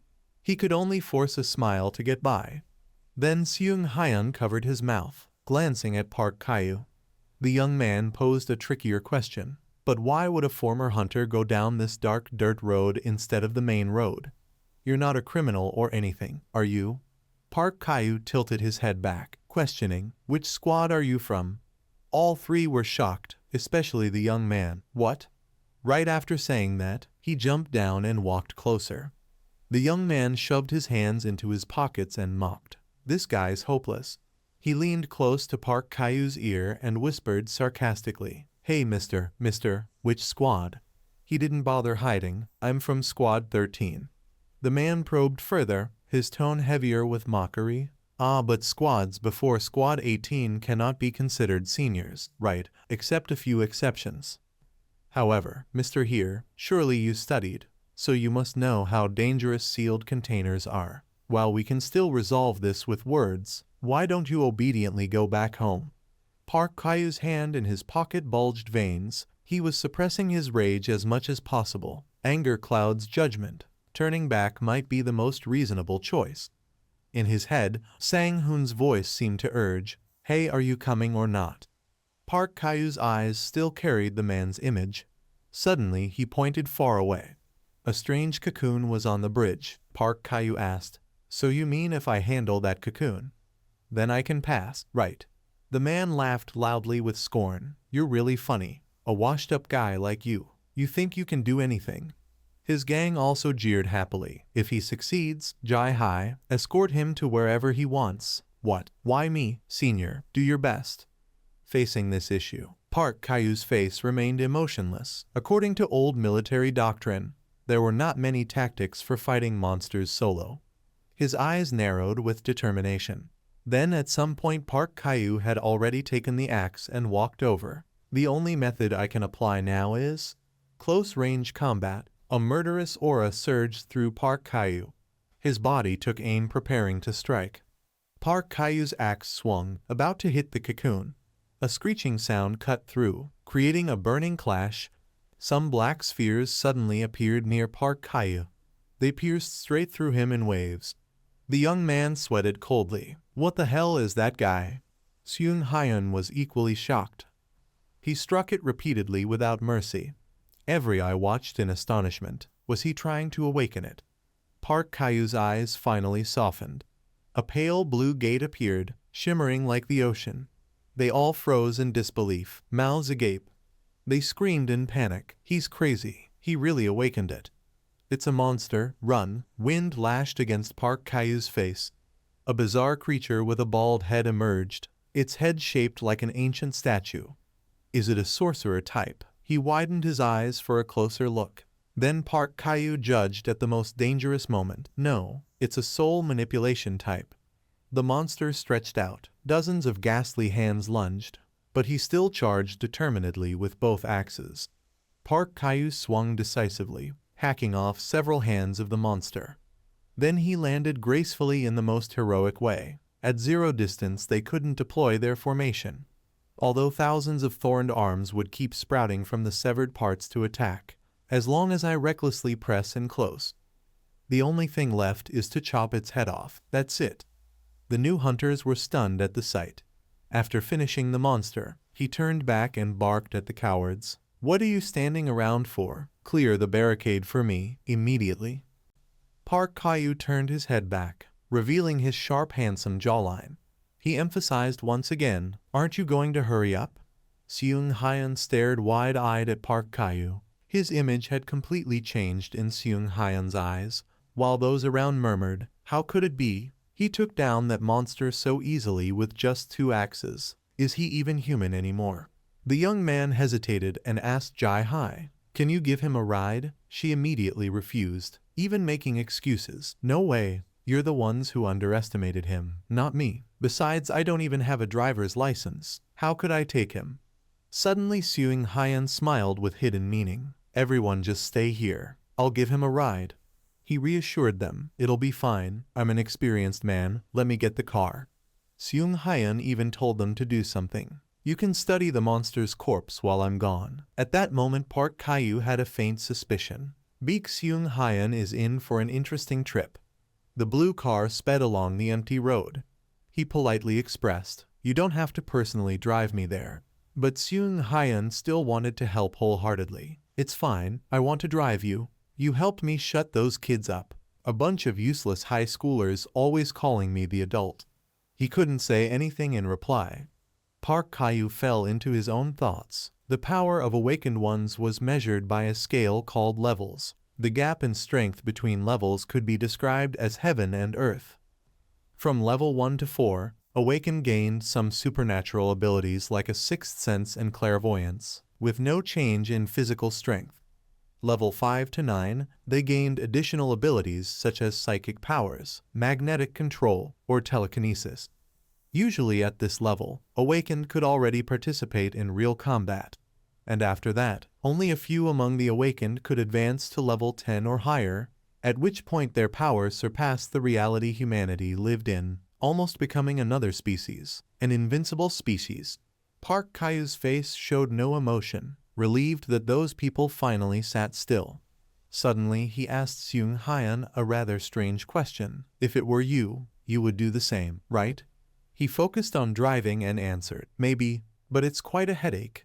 Seung Hyun smiled, his eyes suddenly thoughtful. So I won't. If I got injured, it would be very troublesome. Because Seung Hyun had people behind him to protect. He confided, when I was single, I thought I had nothing to lose, so I lived recklessly. But now it's different. If something happens to me, who will take care of my wife and kids? So no matter how bad life gets, I just have to endure. Anyway, thank you very much. It's been a long time since I felt this peaceful. The car finally arrived at an abandoned hospital. Park Kyu slowly opened the door to get out. As he stepped outside, Seung Hyun called out, wanting to warn him, after Director Lee Sang-hoon's death, our relationship with the National Committee has gotten worse, so be careful. He replied emotionlessly, I don't care. Seung Hyun's face showed more worry for him. But you do have some friends in the National Committee, right? These days you can't fully trust anyone. Especially in this world where dignity is like weeds by the roadside. Hearing this, Park Kyu's eyes also shifted. Inside the hospital warehouse, the room was desolate without a soul. Even the hallway outside was the same, endlessly cold. Sang-hoon's portrait was placed in a white wreath. Park Kyu came to pay respects. I'm here, Sang-hoon. He silently blamed. Why is your funeral here? I searched so long to find it. 3 incense sticks in the urn were burning out. A voice spoke. The Lee Sang-hoon project. At some point Da-ran had appeared beside him, telling him some information about him before his death. The higher-ups even used his name for the Jeju Island relocation project, so there was no other way. You know why this project is important, don't you? Park Kyu glanced at her, still cold. Perhaps he knew some part of it. The intensity of rifts is proportional to population, and the rift in Jeju Island was relatively weak. The terrain there also very suitable for a defense base. They were probably thinking of pouring all resources into that island, so in the future we could live safely. But you also thought of the tragic fate of those left behind. The worst part of that project is that those not chosen to resettle on the island will be left to die. After a long while, Park Kyu finally spoke for Sang-hoon's injustice. But Lee Sang-hoon alone couldn't complete the project. Why was he the only one to bear responsibility? Da-ran understood his feelings, because to implement this project, up to 10 million Seoul citizens had to be abandoned. So they needed someone to take responsibility before the public, to stabilize people's hearts, to make them settle. And they entrusted that role to a young, passionate man. He was very tough. Da-ran's eyes half closed. She pictured such a strong Sang-hoon. Then Da-ran remembered something important. You know, Director Lee attended my wedding but only gave 30,000 won. Park Kyu thought that was normal. 30,000 won is the minimum, isn't it? She immediately denied it. The minimum at that time was 50,000 won. Hearing that, Park Kyu could only smile wryly. He was always like that. Da-ran folded her arms and nodded. More like all directors were like that. Suddenly Da-ran remembered something else. Speaking of which, maybe this is an important clue. Right after Director Lee died, someone visited him, the day the Jeju Island project was approved. Perhaps right before you contacted him. Anyway, someone had to stand up. That person could not be someone powerful. Nor could it be a complete nobody. But someone who could stand in the present while looking toward the future. On one side 10 million lives, on the other the future of mankind, the one who decides which way the scale tips. Back when Sang-hoon was still alive, he was pulling back the curtain to look outside. Han Min sat on the sofa casually drinking water. You'll be chosen, Sang-hoon. Da-ran stood in a corner, hearing every word. You'll do what even professors couldn't accomplish. Sang-hoon turned to confirm, really? Do they really think we can live well on Jeju Island? Do they really think so? Han Min, he looked into his glass, smirked wickedly. Who knows? Han Min's eyes gleamed strangely. Time will answer your question. This information surprised Park Kyu. Kang Han Min was also involved in the Lee Sang-hoon project. Da Ran looked at him, not knowing how to answer. She shifted to another matter. Also, before leaving, Kang Han Min said this: the old ones won't be needed on Jeju Island anymore. Then Da Ran's demeanor grew shy, carefully asking Park Kyu, by the way, does your base still have any vacant rooms? He still looked at Da Ran and listened. It seems the world is about to collapse once again. Time goes back to the time when Park Kyu's teammates were on the hospital list. A pair of hurried feet strode down the hallway. The wounded who were lying there all curiously looked outside. Everyone simultaneously performed the military salute to him, greeting the captain. Park Kyu's eyes glanced around, his face sinking. Everyone had scars and wounds, whether heavy or light. Familiar faces were looking at him. Then Park Kyu suggested that those there, the wounded, should leave the team. He coldly expressed, on the battlefield, an incompetent ally is even more dangerous than an enemy. I have seen countless people die in vain, not even able to fight properly because of weakness and incompetence like you. I don't want to see this anymore, so reflect on yourselves and voluntarily leave the team. A girl nearby sobbed, the soft side of her heart revealed, I can't do this anymore. After hearing those words, I can't endure it anymore. Da Ran, let's leave together. If we stay under that man, we will truly go insane. The girl immediately refused that invitation. Although her eyes showed hesitation, I will stay. My pride is hurt, but indeed I have fallen behind because of my injury. Da Ran firmly uttered each word, I will grit my teeth and endure until the end. And surely I will throw those words back into his face. Outside the door, Park Kyu's eyes tightened slightly. Then he left that room. At that time, Kim Da Ran was someone with a fighting spirit as strong as mine. Returning to the present, Da Ran timidly touched her arm and said, I don't need a large room. She only wanted to protect her loved one. Only our son, I beg you, just one child. Can you accept that? Park Kyu looked at her with different eyes, but Kim Da Ran had changed. The sky outside the hospital was beginning to brighten. He sat on the sofa, clutching his head with her earlier words, Senior, I beg you. This made Park Kyu more and more troubled. When Da Ran bowed her head, only wishing peace for her child, I will send the child and a little money. Just give the boy a place to sleep. With a mother's heart, she suddenly burst into tears. Da Ran lifted her tearful face and pleaded, Seoul is in chaos. I cannot leave my child in such a place. If anything happens to my child, then I don't want to live anymore, Senior. Park Kyu was haunted by those words. He closed his eyes, forcing himself to be resolute in this matter. No, I must refuse. Park Kyu had to think about the overall situation. The current situation was no longer ordinary chaos. If his force was involved in that and led to civil war, things would be very complicated. He could not operate as a child care center indefinitely. At that moment, a man wearing a cap and hoodie approached. Young-ho walked past him quietly.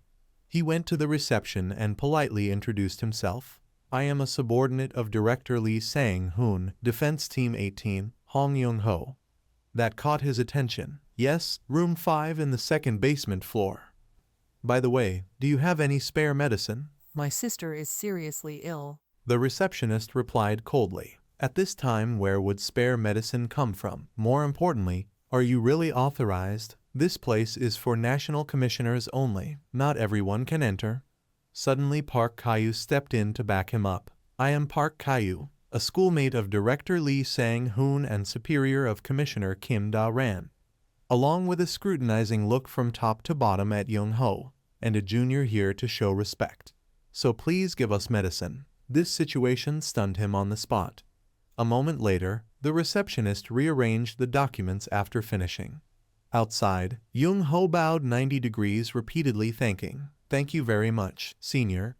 Park Kyu didn't pay much attention. He asked another matter. If you are in Team 18, then surely you are not close with seniors or juniors. Are you really an acquaintance of Lee Sang-hoon?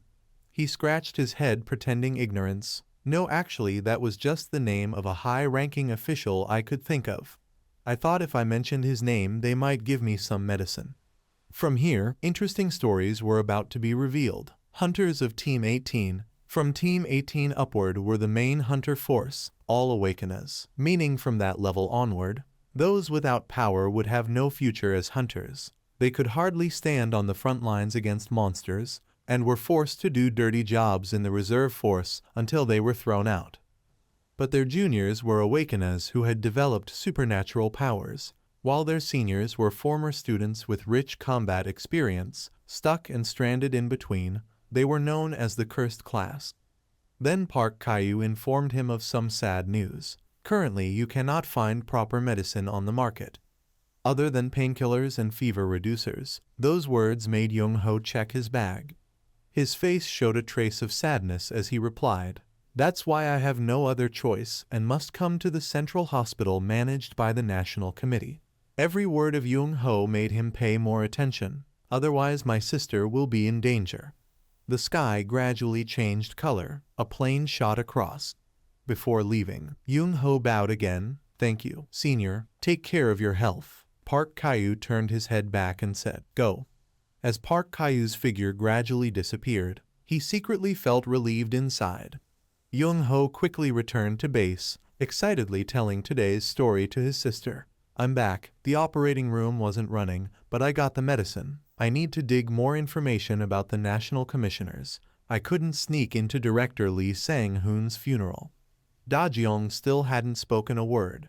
He eagerly continued, "But more importantly, do you know what just happened? Don't be shocked. I met Skelton." Young-ho passionately spoke, but didn't know that a gun was aimed at the back of his head. Park Caillou uttered a threat as he slowly glanced back. "Seems you've finished your investigation, right? So I'll be quick."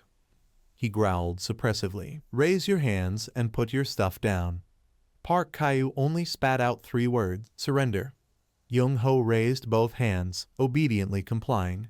He slowly lifted his foot, readying his stance. Very quickly, Young-ho suddenly spun around and knocked away the gun in Park Caillou's hand. That move left him unarmed. Now Young-ho held the gun in control. "If you want to talk, then you should put the gun away first." "Right." He hadn't finished speaking when Park Caillou flicked his hand to counterattack. This sudden move made Young-ho widen his eyes at Park Caillou.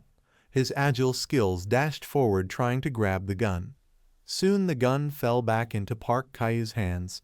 He held it firmly, pointing straight at Young-ho. He was not inferior either, kicking to knock the gun away.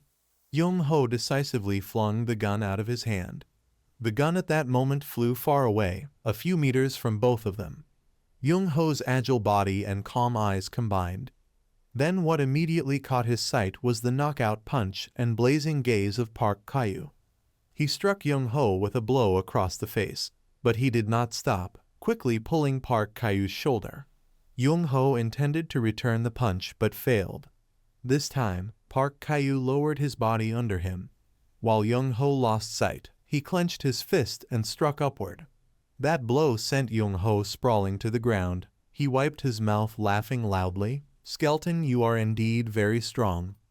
Suddenly Young-ho stopped, stunned silent.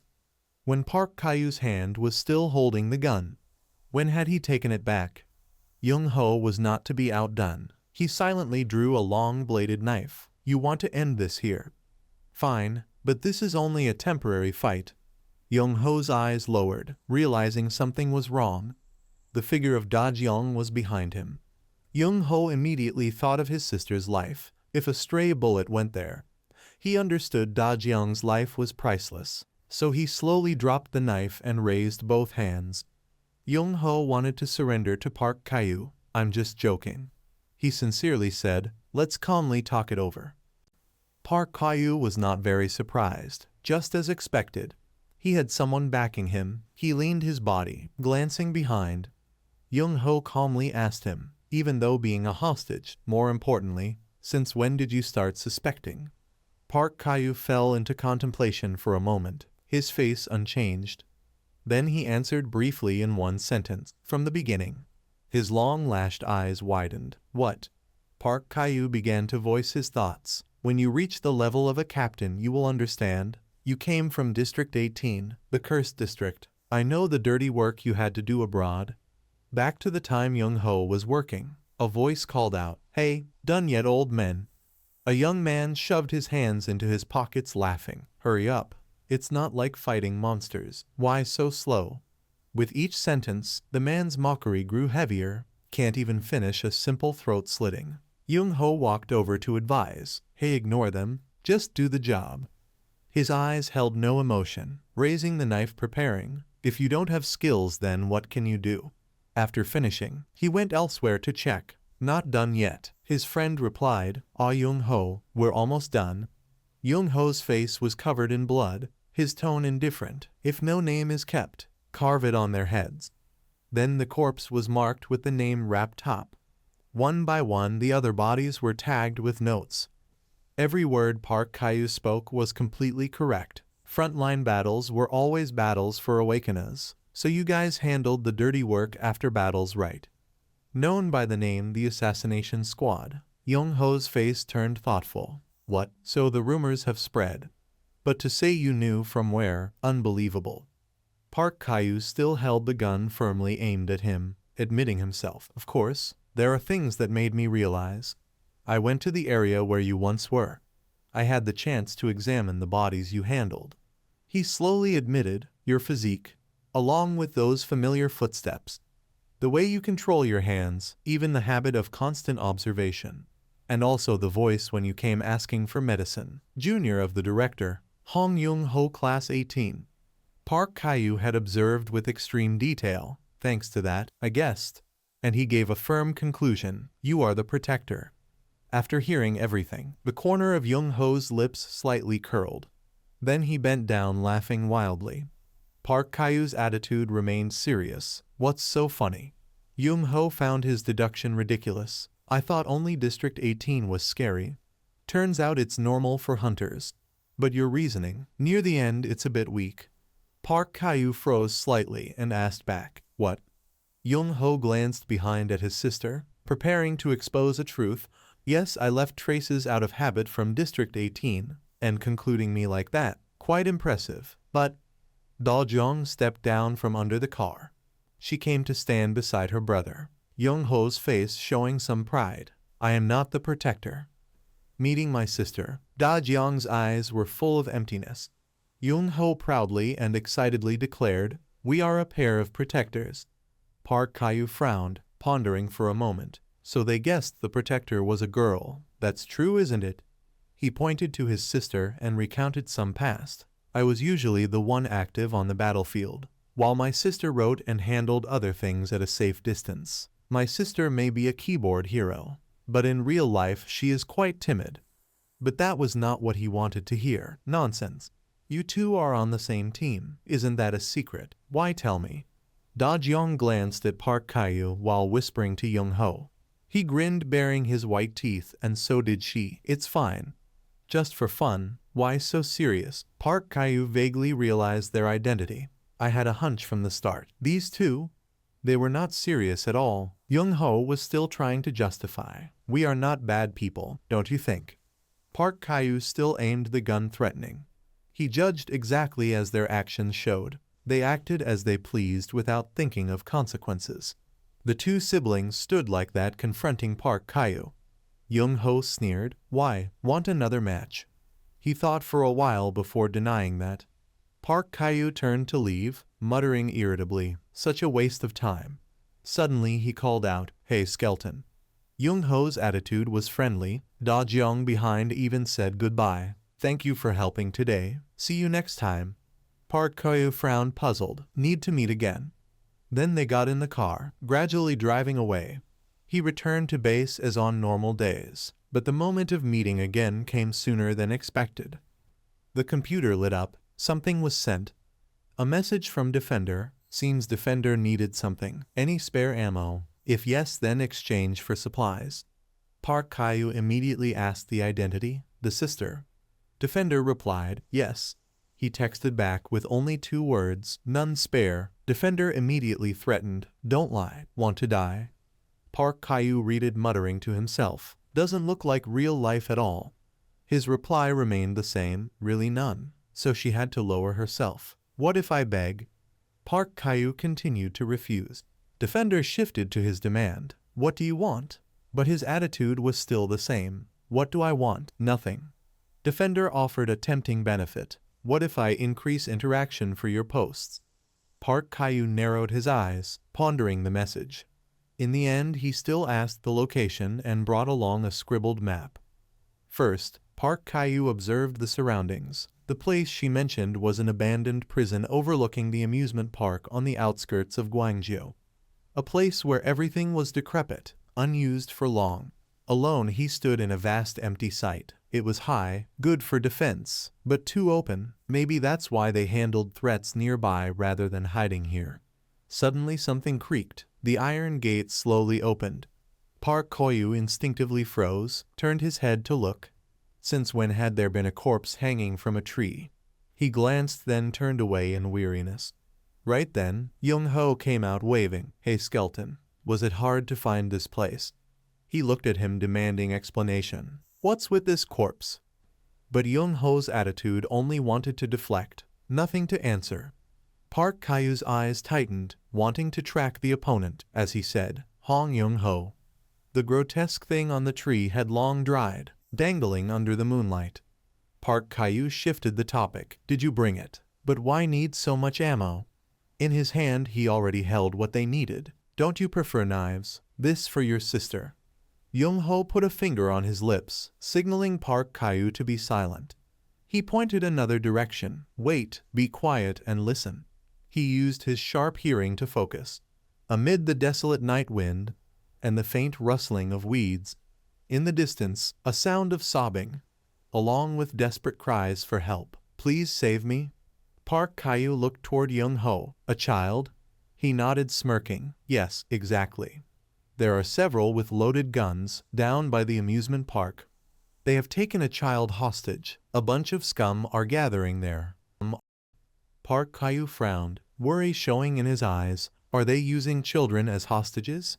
Young-ho glanced briefly, looked at the person standing behind him and confirmed, yes. He continued to tell the story. When someone hears children crying and approaches them, they will kill the men. Bullets will continuously stream out from their guns, regardless of the men who cling to the children.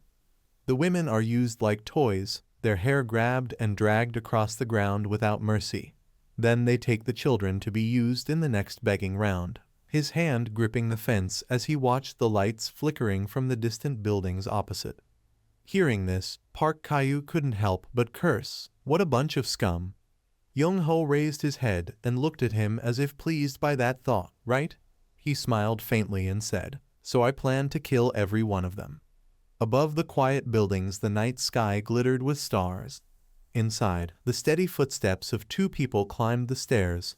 Park Kyu's feet moved, but his cold face was thoughtful. He watched Young-ho's back walking ahead of him, replaying that expression he'd just shown in his head. That look. For someone talking about killing, he seemed disturbingly satisfied. Suddenly Young-ho's voice cut through his thoughts. Besides that, skeleton. Park Kyu heard him and felt a little unsettled. Young-ho turned to look at him and asked, did my sister tell you anything other than about the bullets? Park Kyu was puzzled. What else? What does he mean? Seeing no answer, Young-ho added, I guess she didn't mention anything. Park Kyu tightened his hand on the knife behind his back, thinking the protector was an unpredictable opponent. He wondered if Young-ho was planning to fight. Young-ho's voice continued, skeleton, do you have any snacks with you now? They reached the last step. Young-ho turned, waiting for an answer. Park Kyu found the question odd. What? No snacks, so they ate biscuits. The sound of chewing filled the room. The three of them enjoyed the tasty biscuits, which were the packaged cookies Park Kyu had brought for the trip. Crumbs stuck to Young-ho's mouth as he chewed and praised, these cookies are delicious. You can bake? Without waiting for Park Kyu's reply, he reached for another and complimented himself. Just as expected, I have an eye for people. Park Kyu thought to himself. But still, aren't these too reckless? What if I poison the food? He glanced at his cup of tea, thought for a moment, and decided he probably shouldn't drink it. Da Jiang silently turned her laptop screen toward him. A message on the screen read, "No poison, it's just good tea." Park Caillou looked at her in puzzlement. Can't she just speak normally? The on-screen reply said some things can't be put into words. Park Caillou stopped arguing and drank his tea with peace of mind. Young Ho glanced at her, smiling as he explained, "My sister prefers typing to talking." Now, back to the main topic. Shall we prepare? While the two siblings pondered their response, Park Caillou was surprised by the tasty tea. A few seconds later he spoke. If they're moving the hostages together, then their numbers must be large. The siblings listened silently as he spoke. He asked Young Ho, "How do you plan to deal with them?" He held a round of ammo in his hand, casually like holding a pen, and replied, "First we'll take care of the kids. When the crying dies down they'll come to check. We'll thin them out little by little, and then wipe them all out at the right moment." As for Da Jiang, Young Ho had already assigned her a role. "My sister will handle the kids. She's an expert with drones. She will drop bricks from above. No trace will be left to kill those brats." Park Caillou couldn't bear to ask again, "Do you really have to kill the children? If we don't, things will become much harder. They're not my blood either. Besides, if we release them, they won't last long unless we take them in and raise them." Da Jiang added softly, "In today's world, it's cruel for a child to live without parents or relatives beside them. What can we do?" After her words, the three fell silent. Park Caillou slowly sipped his tea and for a moment didn't know how to respond, thinking inwardly that this was something he would have to accept. The protector, if acting as a team, when faced with overwhelming enemies, must choose the best way to survive. Even so, he still felt the siblings' methods were a bit off. After thinking, he spoke slowly, "There is another way. It's a bit clumsy, but it has a higher chance of success and much less risk." The two exchanged silent looks. Elsewhere, in the amusement park, two men in black stood like guards. Suddenly a drone appeared in the night sky, Da Jiang's drone. "First, we'll move the drone." The drone successfully drew the attention of the people on the ground. Gunfire immediately erupted without pause, aiming to lure the enemies away from their entry direction. Shouts rang out, "You fucking idiot! You missed again with that much. Try shooting back." The group chased the drone while yelling. Park Caillou and Young Ho watched the scene. The two nodded subtly to signal action. Park Caillou gripped his weapon, preparing to strike swiftly and silently. He pushed off with his feet and dashed forward. One man sensed something and turned his head. He caught a glimpse of something emitting light.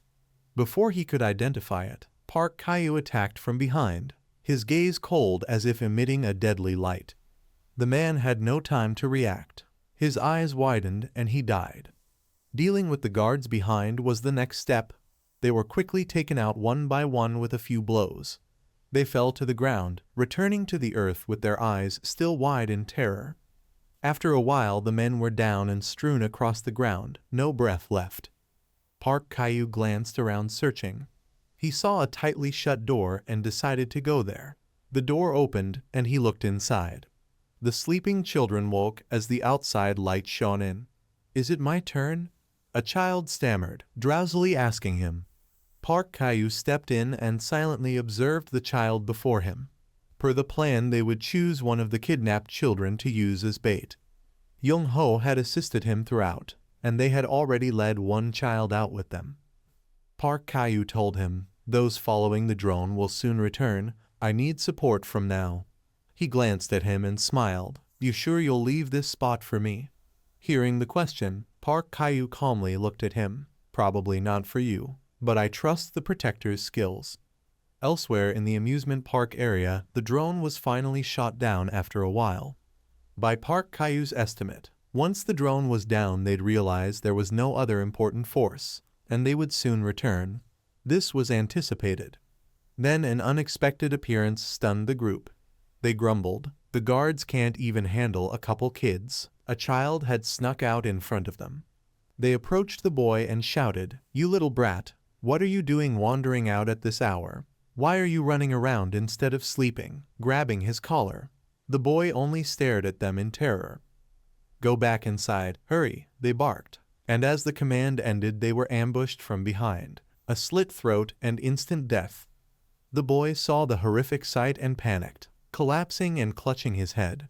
A hand rested on his shoulder, the glove stained with blood. Young-ho smiled and said to the boy, "Next, go to the roller coaster. If we don't use the children as shields, it will become an obvious battle." Two trained killers with an innocent child as bait had swept away the low-tier scum. They only had time to scream in pain before their breaths were cut off, never to see the sun again. Dawn gradually broke over the amusement park. Corpses were scattered everywhere, perched on concrete platforms, blood flowing in rivers. Young-ho photographed some of the hooded bodies. "Which one should I upload?" he asked his sister after taking the shot. Da-jeong pointed at the phone, saying the unfiltered one is best. Regardless of the siblings' actions, Park Kyu turned to look at the little boy. The boy simply stared at him, a trace of fatigue on his face, but eyes still clear and childlike like gems. "It's over," he told the boy. "Go wherever you want with the other children." The boy still stood, looking at him without speaking or leaving. Suddenly Young-ho turned to him, looking suspicious. "Skeleton, you're really cool. Didn't you try to protect them? I thought you'd take them in and raise them." "In a world like this, who can protect whom?" Park Kyu paused and then said, "And at least I'm more humane than those who wanted to kill those children, right?" His question sent the siblings into thought. Young-ho stared at him, then elongated his tone. That judgment, his hand tightened on the deformed, blood-stained knife. "So you want to finish the fight you missed earlier, right?" Park Kyu remained calm in the face of his taunt. Young-ho squinted, waiting for an answer. Da-jeong looked at the two men with no emotion on her face. Suddenly a clear voice rang out, "Please don't fight. Thank you for saving us." Young-ho silently put his weapon back in his pocket. Park Kyu also sat quietly on a chair, bowing his head slightly. The boy slowly turned his back and left. Behind him were three people with different burdens, but perhaps they shared the same thought. "Yes, when it's over, this is the best choice we could make." Young-ho looked after the boy, slightly frowning. That brat. If he hadn't interfered earlier, we could have had a spectacular fight. He still gripped the knife behind his back, staring at him. "Right, skeleton." Park Kyu's face turned cold. He frowned and glared at Young-ho. "You were very angry when we proposed killing the kids. You're always sensitive about that matter, aren't you?" Young-ho looked at Park Kyu, continuing in a mocking tone, "That half-hearted hypocrisy." You clenched your fists tightly, just silently staring at him. "Just because you don't want to see yourself as a bad person, you put everyone around you in danger. I've witnessed that scene so many times I'm sick of it." Da-jeong, standing behind, listened to her brother, quietly rubbing her forehead. Park Kyu realized, at that moment, as he spoke and looked at me.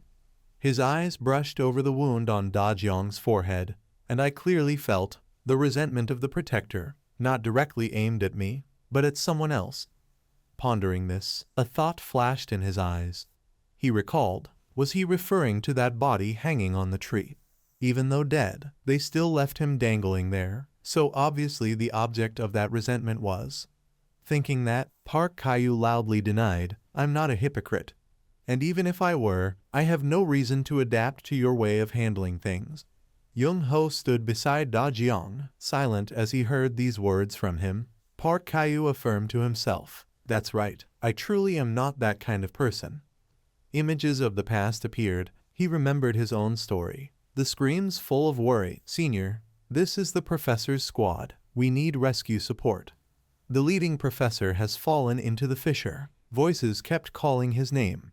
"Do you hear me? If you do, respond to orders." Park Kyu. "Any signs of life?" "I don't know. We can't check the situation inside the fissure." Observing from above, with the shape of arms and legs, one could conclude one of his arms and legs seemed broken. "We need to confirm if he's alive before losing contact. Too dangerous. Stop searching." A girl looked at him, then spoke again. "The professor always said this. On the battlefield, there's no place for the incompetent." Now, that merciless judgment also applied to him. We should act as he said. These words stunned the worried group for a moment. The voice continued like a verdict. "He has no value anymore. A month later, I struggled to survive and return from that hell, but the battlefield no longer had a place for me. After that incident, my goal became simple: just to survive, even if alone.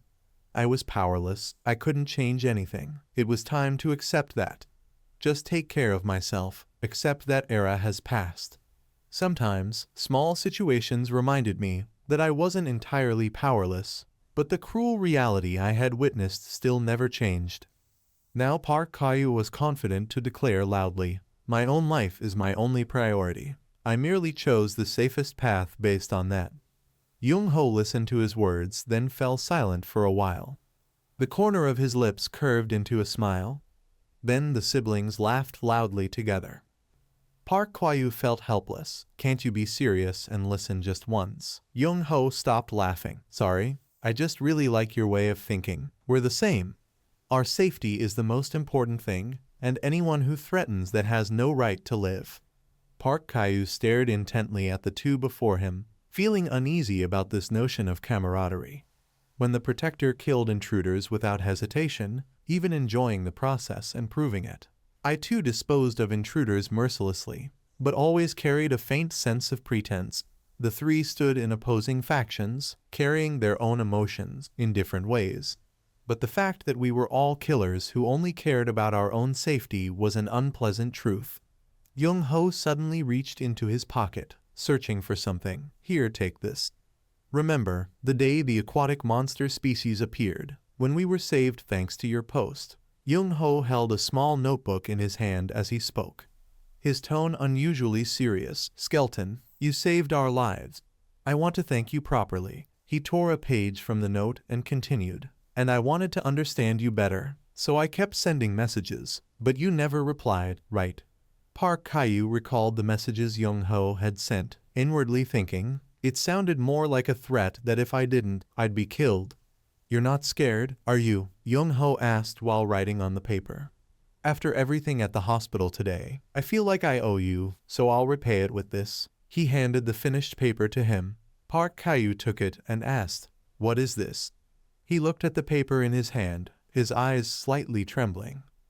It was a protector's summon ticket. Jung-ho put his arm around his sister's shoulder, looked at him and said, "If you ever get into trouble, contact me. I'll come, just once, no matter where you are." Jung-ho finished speaking, then turned away. Da-jong mouthed his name. She reminded, "From now on, reply to my messages, okay?" Then the siblings turned their backs and left together. Park Kyu stood there, lowering his eyes to the ticket in his hand. He looked at the words written on the paper and quietly judged. They are impulsive and straightforward. They wouldn't lie about this. He looked in the direction the siblings had gone. Avoiding such a dangerous factor as the protector was a great victory. After that day, according to our agreement, the protector began leaving comments under all my posts. But their enthusiasm was somewhat over the top. That enthusiasm drew much attention. "What is this protector? A new way of threatening to kill people? Why are you suddenly praising this boring skeleton? Are they dating?" The owner of those comments was Da-jeong. She seemed very amused by the situation. Park Kyu's reputation on the news feed was worsening, but he didn't like appearing there anyway. While Da-jeong felt satisfied after her comments, lying on the sofa hugging a pillow full of joy. A few days later, Park Kyu received a message from Kim Da-ran. "Long time no see, senior. Thank you for your visit last time." He politely replied, "Are you doing well?" The voice from the phone sounded a bit sudden, "But can we meet for a while?" He hesitantly asked back, "Are you coming alone?" The sun above shone brightly through the trees. Park Kyu stood quietly in the warm sunlight waiting. A car drove up and stopped in front of him. Da-ran got out, slowly walking towards him. "I'm here, senior."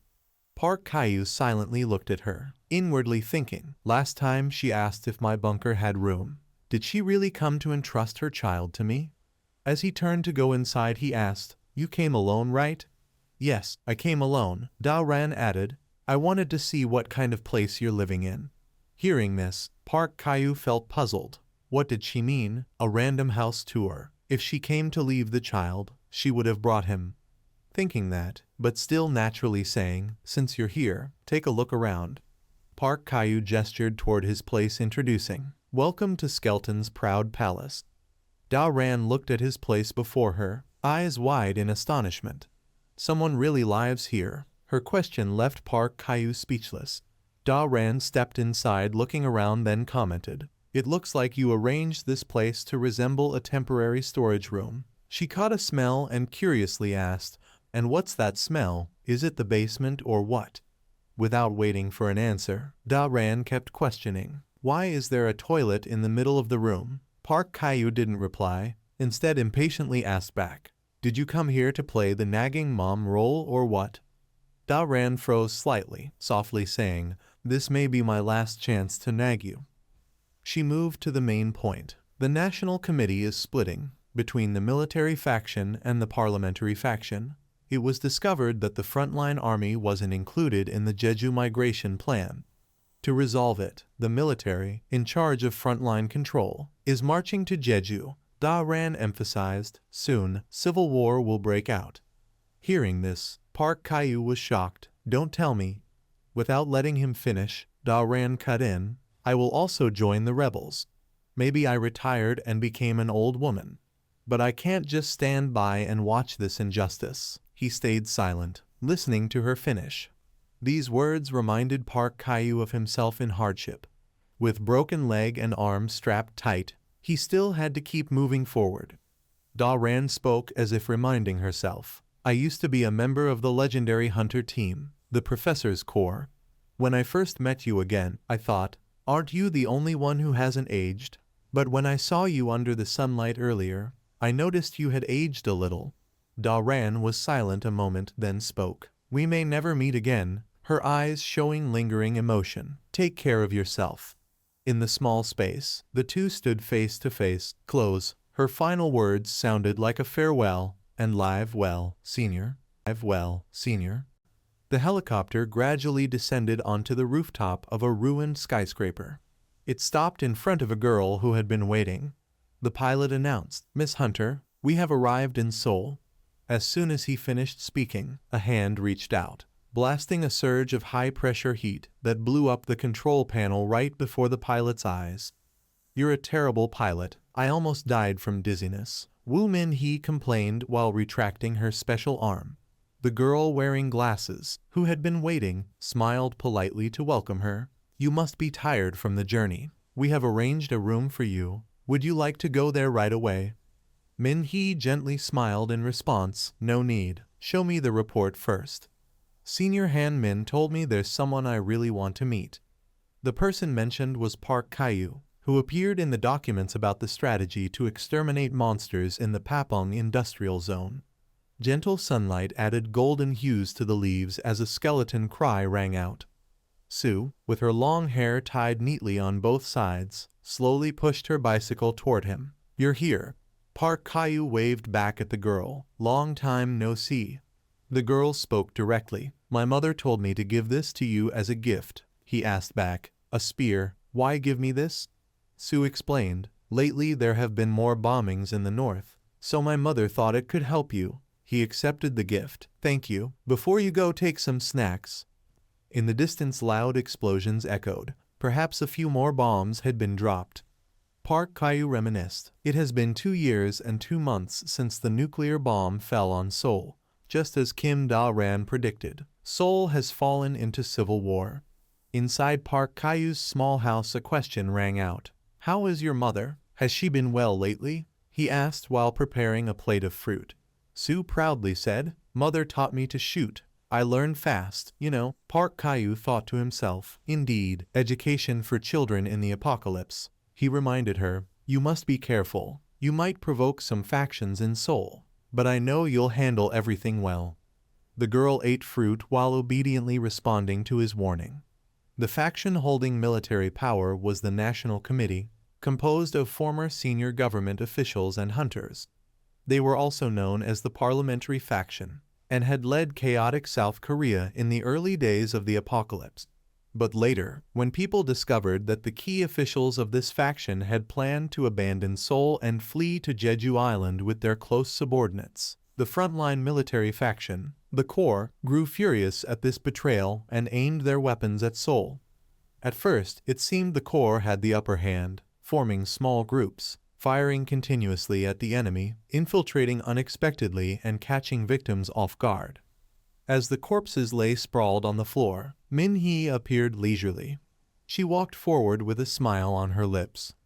But the parliament had dispatched hunter forces stationed on Jeju Island and retaken the National Committee building. The two factions divided Seoul into two sides, like pieces on a chessboard. And so the civil war began. Park Kyu thought to himself, "It seems they are preparing for negotiations, but I don't think it will work." He raised his hand to pat the girl's head as she ate. "Tasty, isn't it?"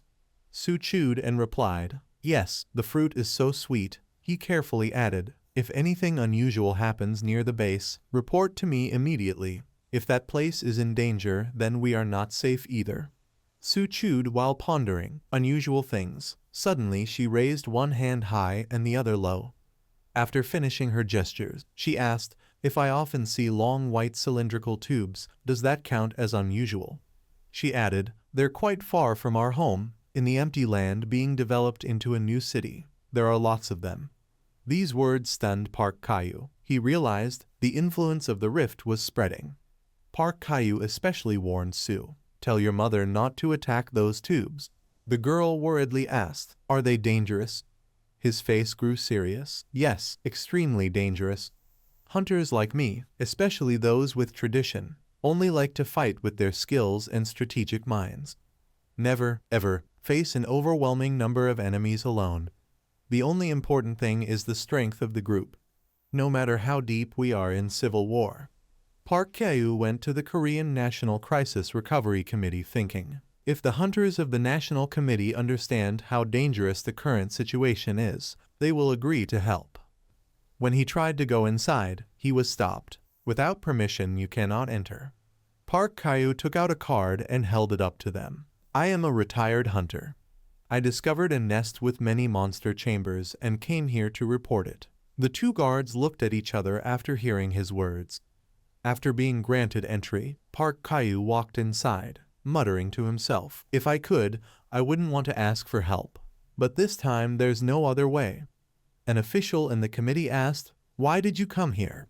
"I discovered a monster nest." Park Kyu placed photos on the table. "Its location is here, and this is photographic evidence." He worried, "If it is not contained, it will cause great casualties." The official typed, "Let me connect you to the person responsible for handling monsters." Suddenly a cold voice rang out, giving Park Kyu a bad feeling. "You there?" He turned toward the source of the voice. Around him several people pointed guns at him. "Please come with us for a while." Park Kyu followed while explaining, "I already said, I am a former hunter." "Yes, but we were ordered by our superiors to detain you for preliminary investigation." Park Kyu was confined in a closed room, a dim lamp hanging overhead. He felt angry at being brought to the interrogation room, his hands cuffed. He reassured himself, "Fine, once they confirm my identity, they will release me and deal with that monster chamber." The sound of high heels slowly echoed. A girl entered. "I heard you are still alive." He stared in shock at the newcomer. Min-hee continued, "But I didn't expect you to appear on your own like this." She stood before Park Kyu, her smile unfriendly. "Greeting, long time no see, Senior Park Kyu." He stammered at the sight of her. "Woo Min-hee." Woo Min-hee. She had been Kim Da-ran's classmate and his junior at the academy. Min-hee raised her right arm at him. "You still look strong, though some of us have fallen into this situation." Her arm could generate heat, and she could control that power. Only about 20 people in the world like them existed. Hunters of level 10 or higher, awakened hunters at savior level. Park Kyu coldly asked, "You were assigned here?" Min-hee stroked her chin. "Yes, Senior Han Min gave me some tasks." Her eyes glinted. "Oh right, we probably shouldn't mention Senior Han Min in front of you, should we?" At her provocative question, Park Kyu stayed silent. Knowing she was being intentional, she was still mean as before. Not forgetting his main purpose, Park Kyu pointed to the photo on the table. "I discovered a monster chamber in the southeast of Gyeonggi province. I also have photos as proof." Min-hee examined the photo. "This place is quite far from Jeju. If it's real, then Seoul doesn't have much time left. Her nails scratched the table. But as you know, we are entangled in a civil war. To mobilize forces will take quite some time. Park Kyu asked, why don't you handle it yourself? Hearing his question, Min-hee leaned on her chin in silence. She smirked and asked back, what do I gain from that? Outside, the golden sunlight warmed the street. The car moved slowly. Park Kyu recalled her earlier words, if you help me with one thing, I will handle this monster nest. Actually, I need someone like you.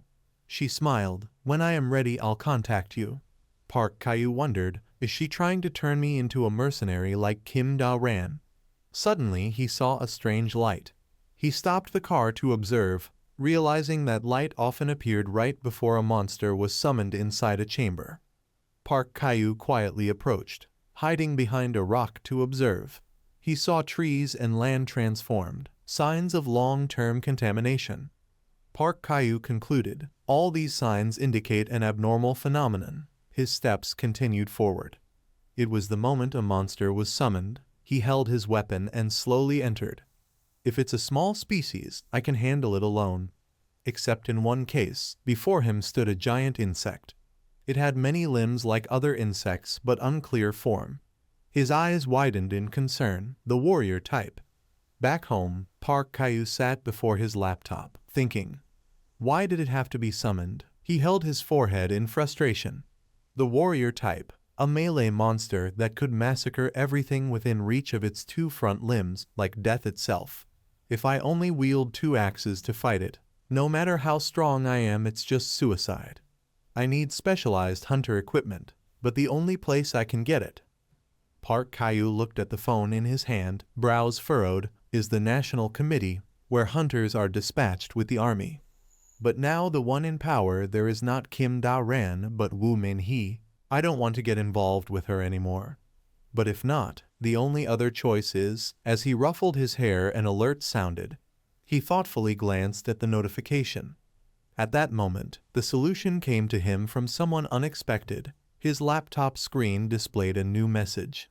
Hello Skeleton, my master has a message for you. Skeleton, I want to meet you. A message from a mysterious man, John Nenon.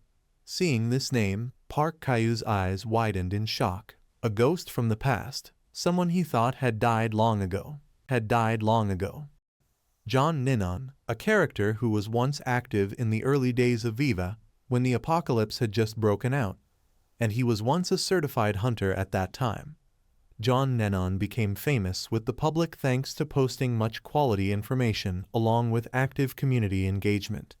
Even Park Kyu as well also received great help with their influence, but ever since those posts of his were exposed as stolen, his image before the public completely collapsed, caught up in an unforgettable incident right in the early days of Viva Gallery.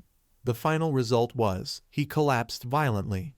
Park Kyu thought to himself, that person named John Nenon, thinking of his reappearance at this time.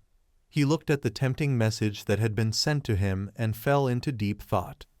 Moments later, Park Kyu asked himself, there is always a representative, huh? Is he currently the leader of some organization?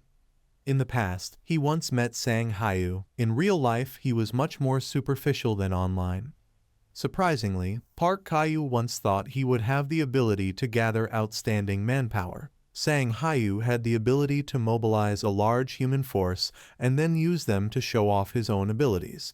But at the same time, this was also a talent that could be dangerously exploitable. Park Kyu silently wondered. Come to think of it, John Nenon was basically a hunter. He still kept the hunter's equipment, right? Thinking so, he immediately texted back, sorry, but I cannot go meet you. However, if it comes with certain conditions, then I can. He paused for a beat and then asked, do you have hunter equipment?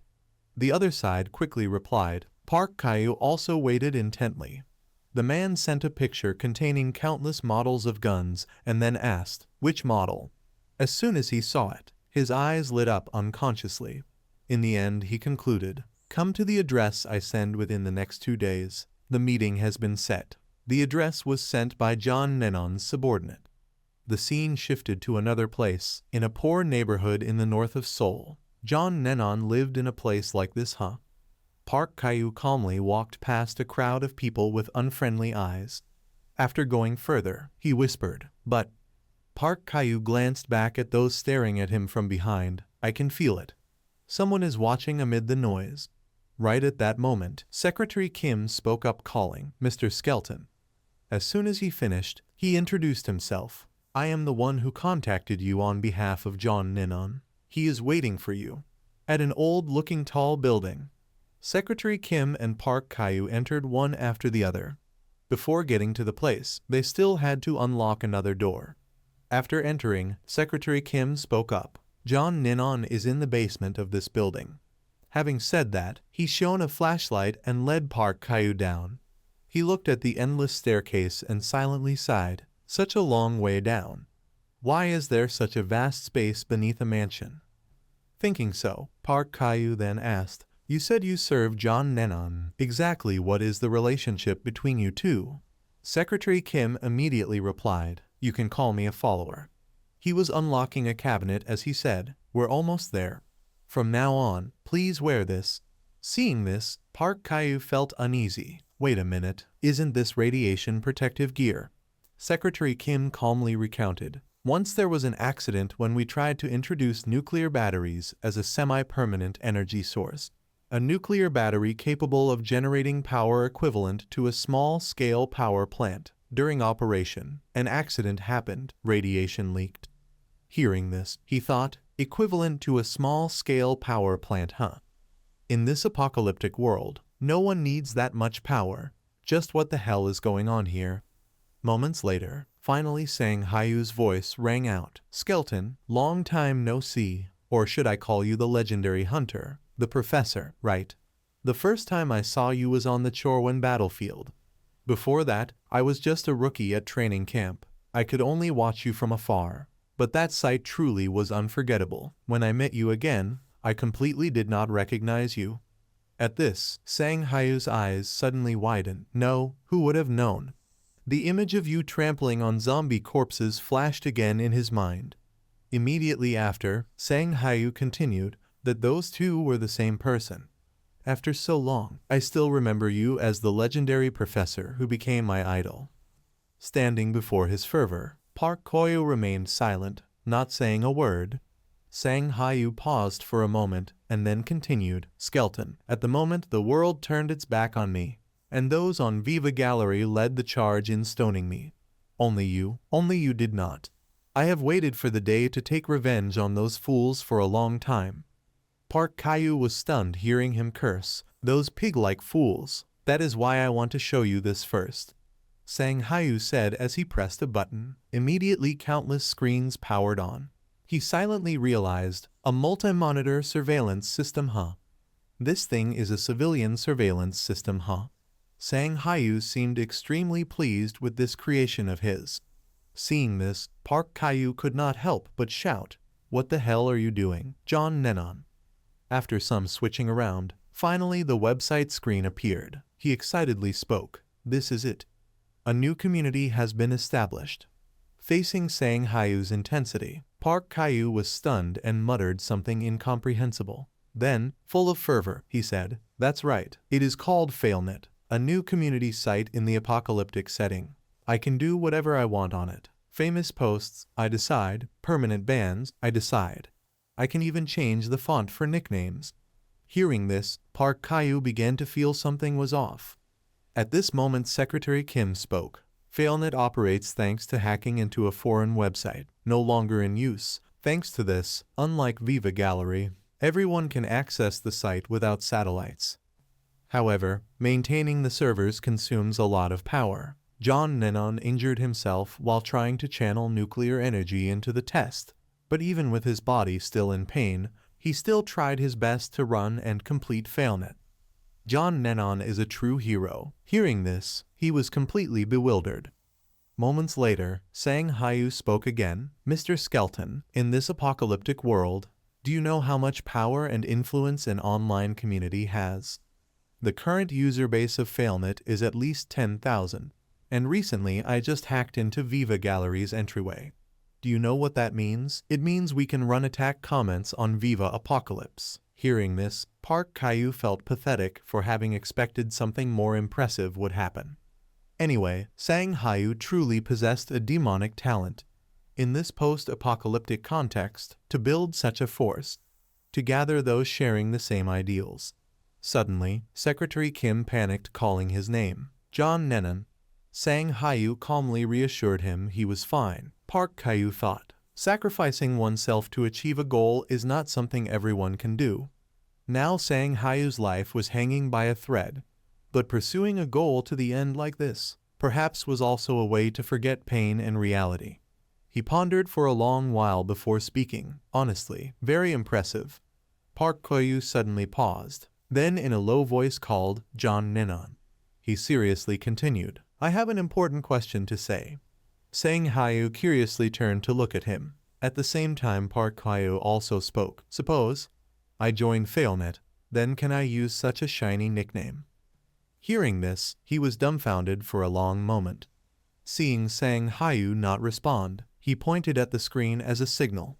Finally he understood and hesitantly replied, no, that is the administrator's privilege. The scene shifted again to that dangerous forest. By now Park Caillou had left Sang Hayu's basement and was in a state of dejection. Recalling what was said before, today thank you very much for coming. Here is the hunter equipment you requested. Mk7 Harpoonizer. 1 shot per reload, you know how to use it, right? This is a piece of gear you often used when you were active, nicknamed the Hunter's Spear. Now Park Caillou chose a spear to pierce through the monster.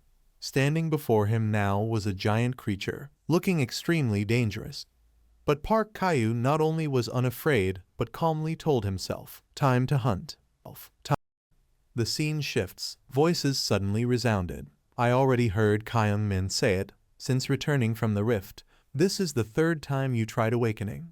Kai Young sternly said, this life-risking experiment, you could really lose your life.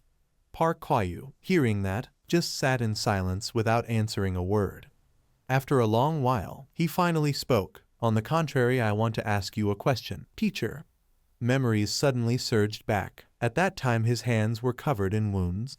Park Caillou fiercely demanded, do it again, but was stopped by Kyung Min. You idiot. Do you even know you've been unconscious for days? Have you lost your mind?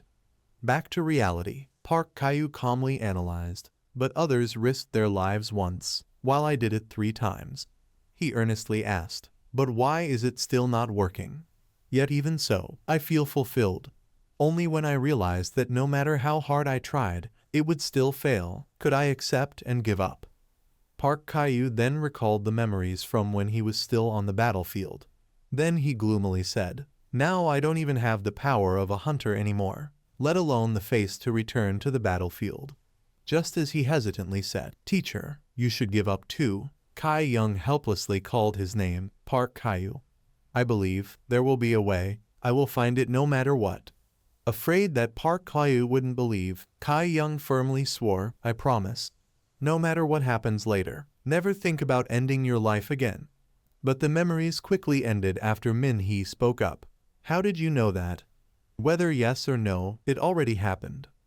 Hearing her say that, Park Caillou was so furious that veins bulged all over his face. He then squeezed Min Hee's neck even tighter, silencing her for a moment. It seemed his rage had reached its peak. Seeing that, her subordinates threatened, let go, bastard, that's the Major General. As they spoke, they prepared to attack and restrain Park Caillou. But he had already anticipated their intentions. Without flinching, Park Caillou immediately kicked to block. His hand grabbed one man's shoulder to restrain him. With that done, he easily slammed him to the floor. One after another, they were defeated under his hands. With no other choice, the remaining one raised his gun to fire. But he was suddenly countered by Park Caillou. Another man then tried to rush in to fight to the death. Park Caillou tilted his head slightly to dodge the strike. Then he raised his knee to gently interact with the man's face. Teeth, lips, and blood instantly flew from his mouth. Thinking that wasn't enough, Park Caillou added another devastating blow. Seeing another appear, he muttered, the last one. Park Caillou swiftly rushed in, grabbed the barrel of the man's gun, ready to strike again. But then a sharp voice rang out, "That's enough." The brief fight ended there. Less than a second later, he suddenly felt something was wrong. Before he could react, a huge explosion erupted. Cracks spread all over the walls and ceiling. He could do nothing but raise his sleeve to cover his nose. Then Park Kyu silently judged, an awakened power of this level, shockwave. Min Yi impatiently said, "Once you start listening, you have to hear it all." His fury seemed to return as Park Kyu roared angrily. How could you do something like this?" he shouted furiously. "Teacher Kai Young was once your teacher." She coldly replied, "Understand it clearly before acting that way. What if I told you it was the teacher himself who wanted to do this?" Park Kyu hadn't thought of that, so when he heard it, he was utterly shocked. "What?" Returning to a time before, the announcement rang out. "Recording begins." She asked again, "You have read through all the notes, right?" In the video, Kai Young calmly flipped through the paper in deep thought. Then he asked, "What is the success rate?" Min Hee replied, "Honestly, I cannot be certain of anything. The detailed principles of how awakened are formed have never been revealed. We are still in the stage of collecting data and testing hypotheses. If the experiment fails, we will proceed with humane death. Do you agree?" Kai Young firmly replied, "Agreed." Immediately after, Min Hee spoke. "Earlier the senior asked me why I could do this, right?" She proudly added, "We just simply did it." The scene shifted to another moment. Han Min's voice suddenly rang out, "Min Hee, we need more with power. Will you help me?" She hesitantly asked, "You mean I have to find more powered people for you?" Han Min innocently denied, "Of course, that's obvious. We both bear the title of saviors." He then said, "We must give everyone a chance for anyone to directly face this world." Then Han Min spoke darkly, "I think that is the true salvation." Min Hee returned from memory and said, "Even the senior saw it clearly. This is the place to recruit awakened and send them to Jeju Island. Thanks to that, this place is filled with desperate ones. People like Teacher Kai Young, as many as you want. There are even parents rushing to sell their children just to get to Jeju." Suddenly, an iron hand appeared in front of her eyes. At that moment, Min Hee was so shocked she couldn't speak. She whispered, "If only the senior hadn't chosen to leave back then, maybe it wouldn't have come to this." Hearing that, Park Kyu was dumbfounded, unable to say a word. A moment later, he slowly spoke, "What has Teacher Kai Young gone through?" Min Hee answered heavily. At that time, he was like a zombie. He reacted to everything around, but he neither ate nor slept and only repeated the same actions. The question was, what would happen to him? If he didn't wake up, he would be declared brain dead and then euthanized.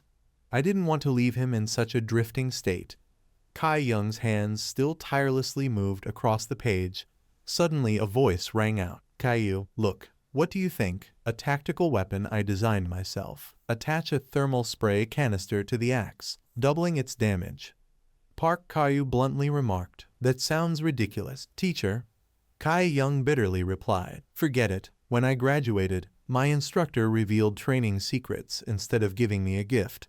He indifferently replied, "Oh, is that so?" A moment later, he spoke again. "Second Lieutenant Park discovered a new monster power, right? A promotion decision has been made. It should be called Lieutenant now. But even so, never forget, as long as you don't give up, everything has a way to be resolved. I hope you will become a hunter worthy of the new era." Who knows how much time passed? Park Kyu excitedly announced, representing the trainers, the exemplary call sign of the 13th class of our school. "I have become a trainer, teacher." Back to reality, after hearing everything, he felt utterly dejected. Park Kyu stood beside Kai Young's desk, watching him sketch again and again. Finally, unable to bear it, he grabbed the pen. Then Park Kyu bent down and wrote something on his paper. Once done, he placed the pen on the desk. Just then Min Hee walked over. In the end, he was still a hero. Unlike someone who abandoned everything and hid away living alone. To continue his legacy, why don't you participate in the experiment? Or are you still wondering if you can redeem your mistake in just one successful trial? Standing before her sarcastic suggestion, Park Caillou said nothing.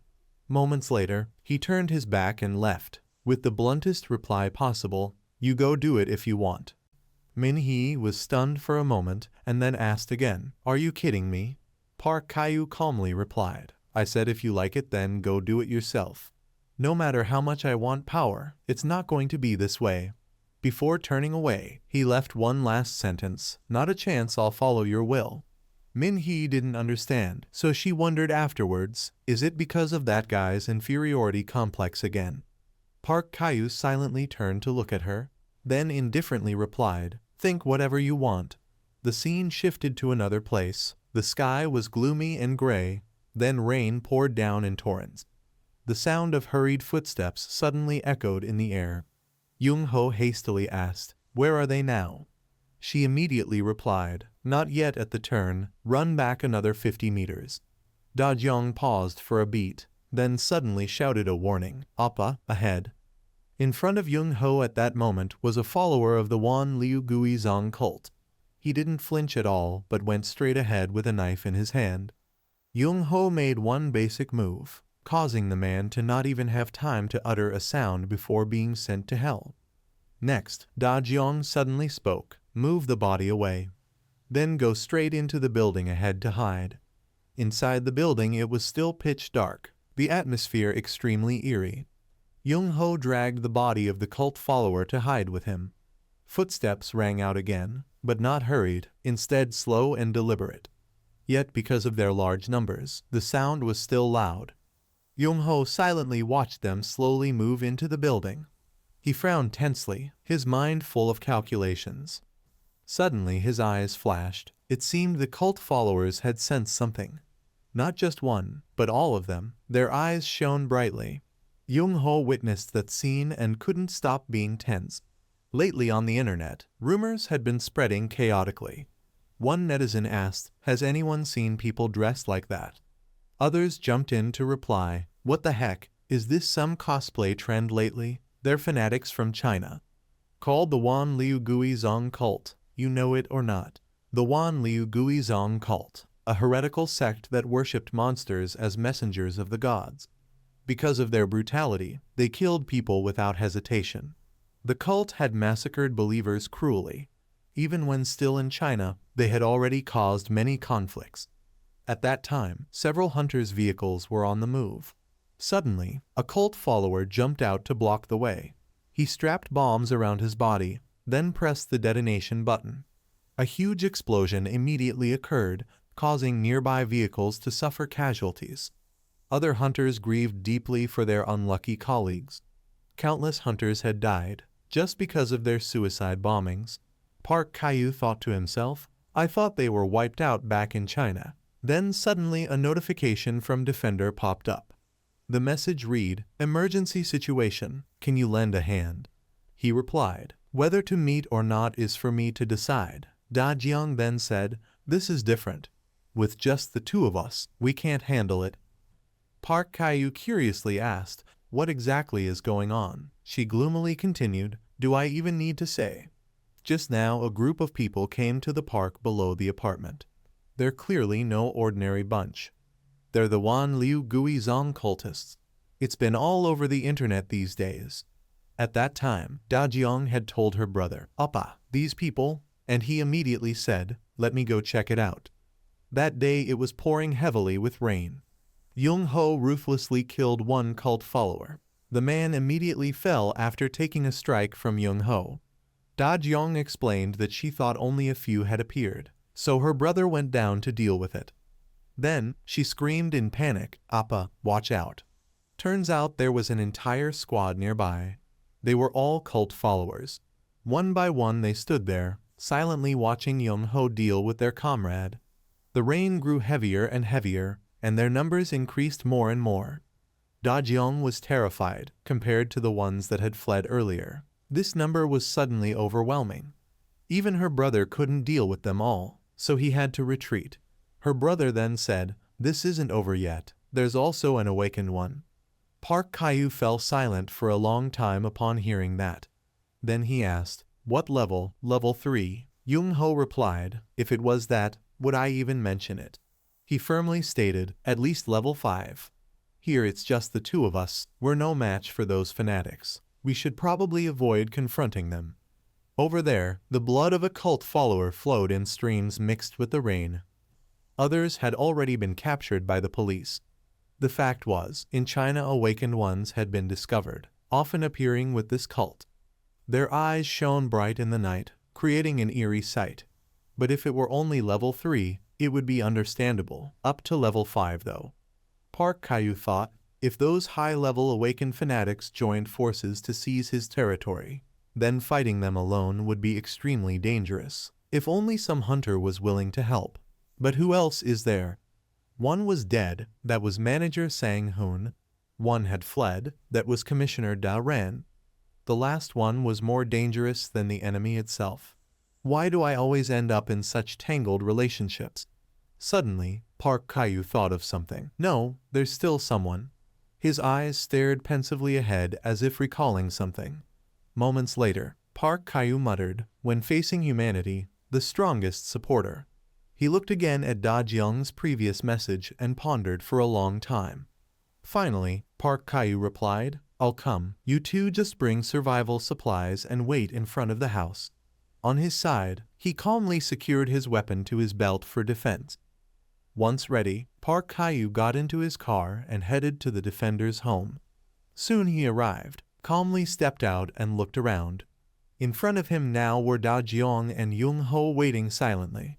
They looked at him without saying a word. Not only that, this time Rebecca also joined. Park Caillou, full of spirit, declared, from now on let's temporarily call this group Team Skeleton. Group Team Yung Ho saw that and immediately asked, who's that woman? Park Caillou promptly replied, an acquaintance of mine, an excellent sharpshooter. He heard that and just muttered in acknowledgement.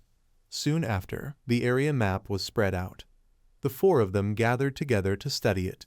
A moment later Park Caillou finally spoke, explaining the tactics. In another development, the Wan Liu Gui Zong cultists were loitering on the streets. Each held a weapon in their hands, as if ready to strike at any moment. Suddenly a flash of light streaked across the dark night sky. He saw his comrade shot and shouted loudly, ambush. On the other side, Rebecca was aiming at other targets. At the same time Park Caillou's voice rang out. Rebecca in charge of heavy. Eliminate anyone whose eyes are glowing. Provide sniper support right at base. Another cultist came into her scope. Rebecca didn't hesitate and immediately pulled the trigger. Her role at that time was the heavy. Below, the cultists panicked, telling each other, hide behind the building. One of them had barely said, flank the sniper from the corner, before being sent straight to paradise. Yung Ho and Park Caillou on the other side were also working intensely. Their roles were assault. After shooting, they quickly moved to another spot. Park Caillou ordered, split up here defender, and he immediately agreed. They were closing in and actively spreading their numbers. The cultists saw the two and shouted, chase them, kill them. Park Caillou wasn't stupid enough to stand still for them to take his life. He immediately gifted them with a few bullets. The cultists were instantly hit and fell dead.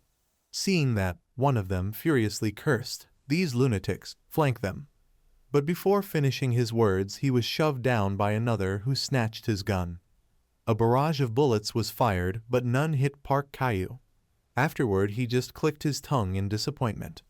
The cultist angrily said, missed the target. But right after, he activated his ability to locate him. Roads and paths appeared before his eyes. Soon after, he boasted, I've sensed it. He ordered his comrades, set up an ambush, and they immediately got into position, thinking the plan would go smoothly, until he saw something. But his first reaction wasn't to dodge, but to wonder, what's this? It turned out Yung Ho had secretly snuck in to plant bombs, then left while they were distracted. On his escape, two cultists blocked him, but both were sent to the afterlife. Witnessing this, the cultist was extremely shocked. What, these guys? Meanwhile, Park Caillou kept running as if nothing had happened. The drone above had recorded everything without anyone realizing. At this moment, the cultist was still puzzled. How are they moving and tracking the situation so accurately? From the rooftop, suddenly someone jumped down. Behind the cultist was Park Caillou with a sharp weapon. Da Jiang, acting as spotter, happily exclaimed, "Awesome. How about that skeleton? All thanks to Big Sis." On the other side, Park Caillou calmly said, "All of them are level 3 or below. No need to search. Just clear the rest inside the building." As soon as he finished, Yung Ho immediately replied, "Understood." She then pouted, "Are you even listening to me?" Yet he seemed rather thrilled. Before long, Yung Ho had reached the designated building.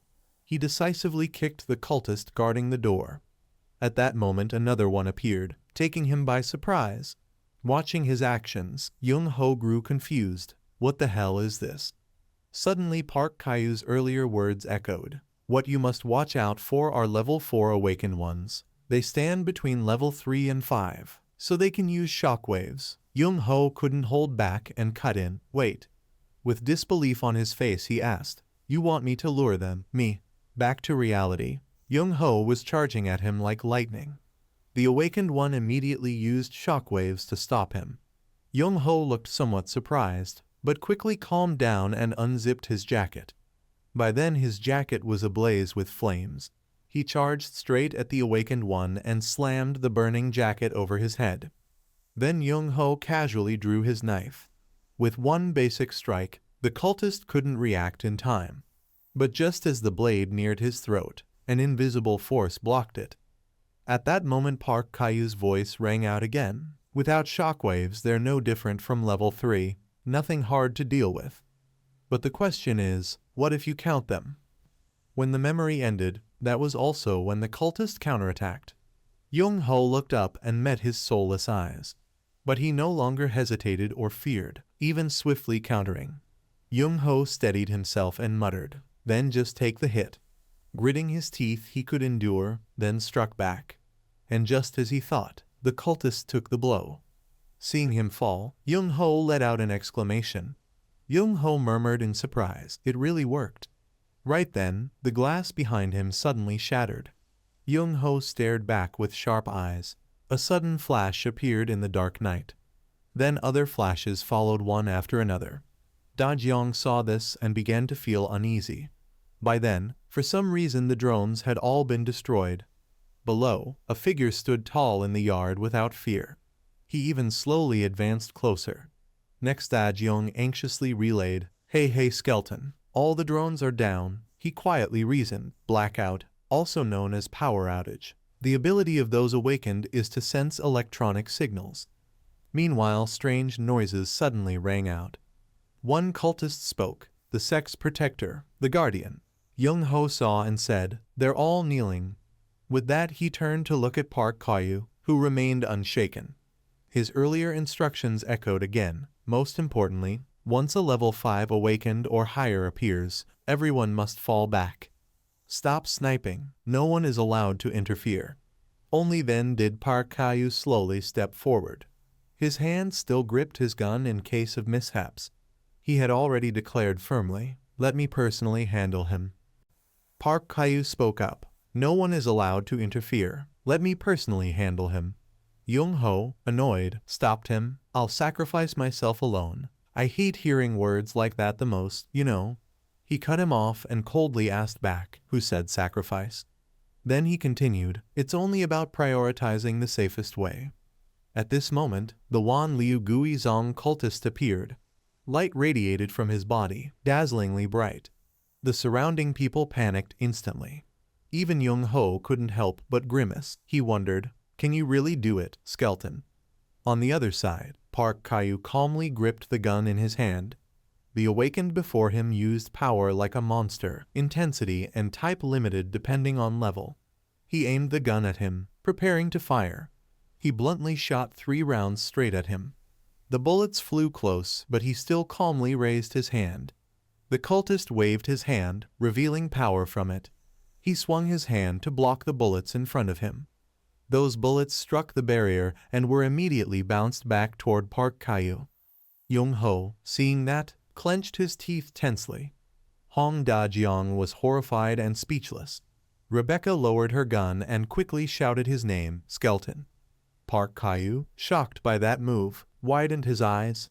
Fortunately, he dodged all the bullets. The cultist broke into a cold sweat. Park Kyu quickly appeared behind him, drew the axe from his back, and swung it down to attack. The cultist panicked and hastily raised his hand to defend. His arm was slashed, blood trickling. He cried out in pain. I clearly used the reflection field.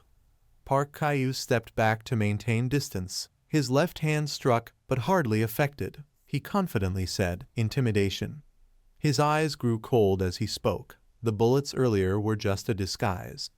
The reflection field, the ability to return all physical attacks, redirecting them back toward the attacker within range. That means if you deliberately attack the wrong way, then when it reflects, that strike is no longer effective. He continued, though the power of monsters and the awakened is always considered limitless, in reality, they still have limits in quantity and quality. When those limits are exceeded, time is required to recover. What we need to do is force them to consume power, then finish quickly, approaching the space where the field is paused during recovery. That is the true core combat method of an old school. The cultist furiously unleashed his technique. He attacked relentlessly but failed to hit. Park Kyu dodged every strike. In an instant, the cultist saw him suddenly appear right before him and panicked. Park Kyu coldly fired repeatedly. The cultist regained his senses and quickly evaded. The bullets again ricocheted back. Park Kyu swiftly dodged them all and charged forward to attack. He swung his axe down hard. The blade grazed the cultist, who clenched his teeth and countered. Park Kyu dodged and coldly glared at him. His eyes shifted behind, noticing the others being subdued. He thought, lucky I have support, so I don't need to worry about the cultists.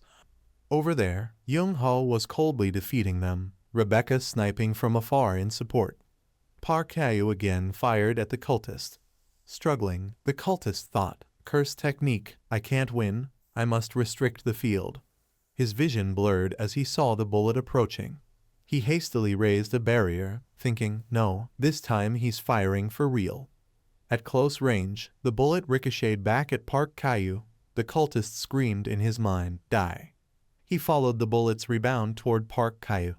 But Park Kyu sidestepped, dodging it. The bullet grazing past his head, cutting a few strands of hair, then he muttered, displacement.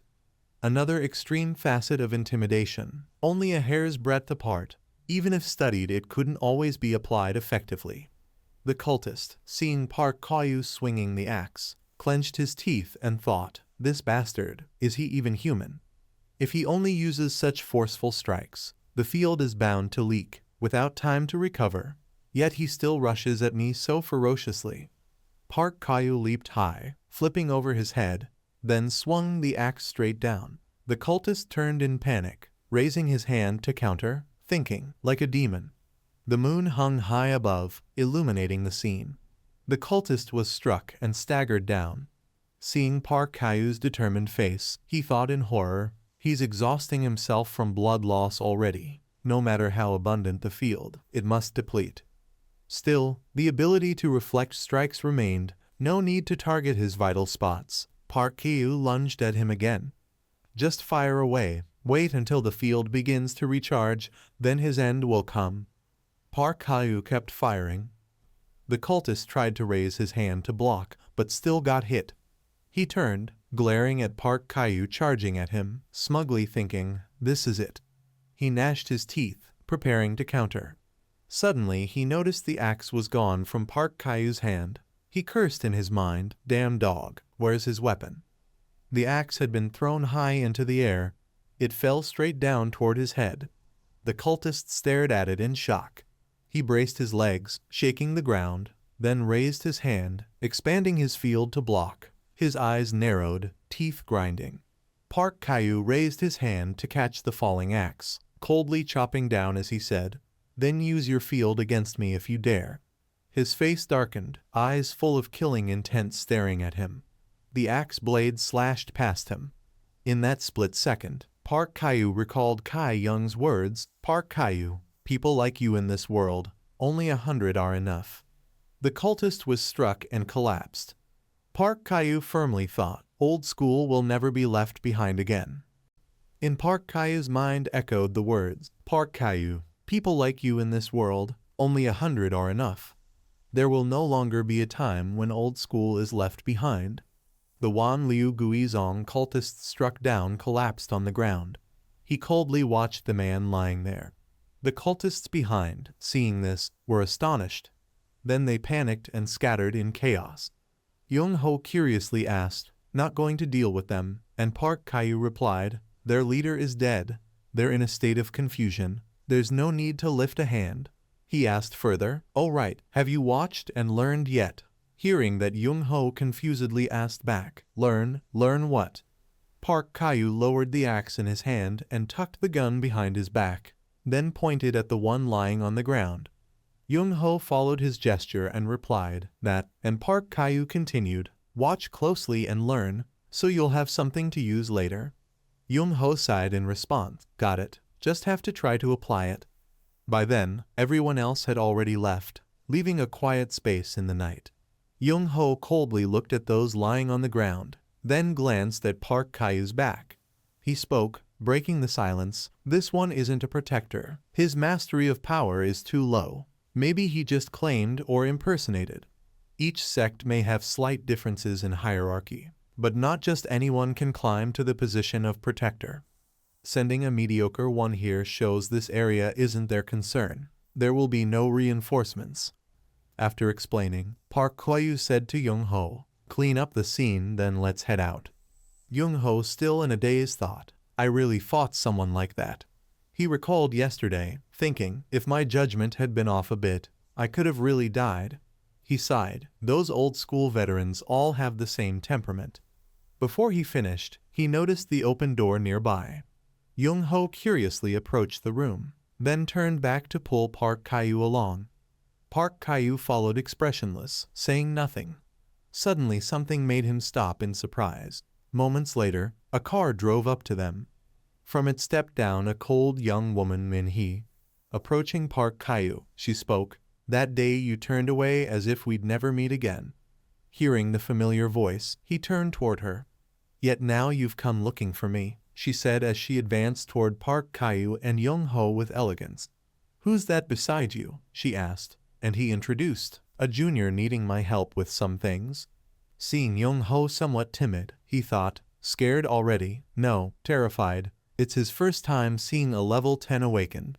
He thought no more, pushed open the door and said, take a look. All these capsules were gathered by those fanatics.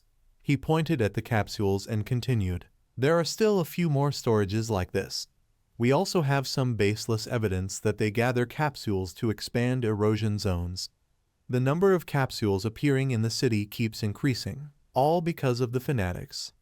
If this continues, the erosion will intensify. Isn't that reason enough for your army to intervene? Min-hee looked at the items with interest, then spoke. Such vague information from civilians, is it reliable? That's all you could think of, right? Hearing this, Park Kayu stared at her, thinking, Woo Min-hee, her personality is terrifyingly domineering, fickle and irresponsible, taking joy in others' pain. He pondered, but still, then he said, why not, Min-hee? In his thoughts, I need her to protect my peaceful days, though I know someday it must end. He recalled his past life of farming, Sue and Rebecca laughing together, joyful moments gaming alone, posting about games on forums. Before that moment comes, he wanted to savor life as much as possible. Min-hee asked, are you really Senior Park? He coldly countered, what of it? Seeing his doubtful expression, she quickly added, oh no, you've never known how to ask for help. Seeing yourself as the center of the universe, never listening to anyone, plus all the rumors about your temper.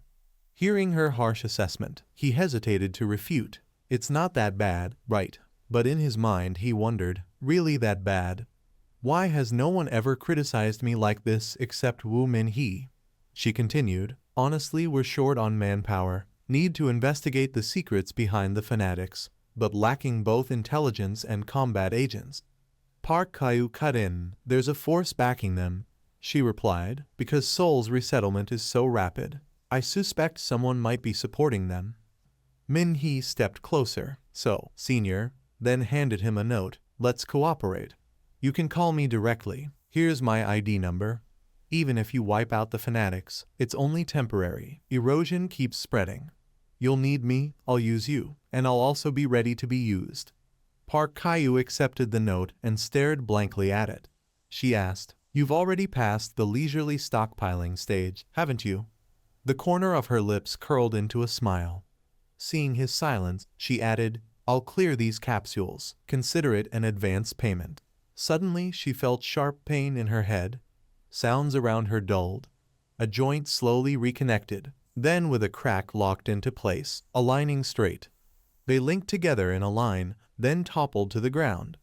Min-hee's heart jolted, eyes wide in shock. Her arm dropped, the space in her eyes froze. Seeing her frozen like a statue, Park Caillou grew suspicious, then asked as she covered her mouth, "Woo Min-hee?" She trembled uncontrollably, drenched in sweat, and hastily told him, "Nothing, I'll call you later." Moments later, Young-ho carried things from the room to the car. He loaded the last box and reported, "All packed up." Da Jiang curiously asked, "What are you planning next?" He answered, "Probably move to the house I rented. This place isn't secure, and to prevent things like this I've checked out a few more places, just bringing my computer and food money." Before leaving, Park Caillou turned and said to them, "Sorry for ruining your mood." Then he pointed his thumb and asked, "But who's that hanging over there?" Young-ho frowned. "Honestly, I want to say it's none of your business, but that'd be ungrateful." Park Caillou ignored the remark and bluntly asked, "So who is it?" Young-ho suddenly fell silent, froze, then looked at the hanging figure and said, "Our father. He's already dead, not worth discussing. I killed him, so what? Killed him, so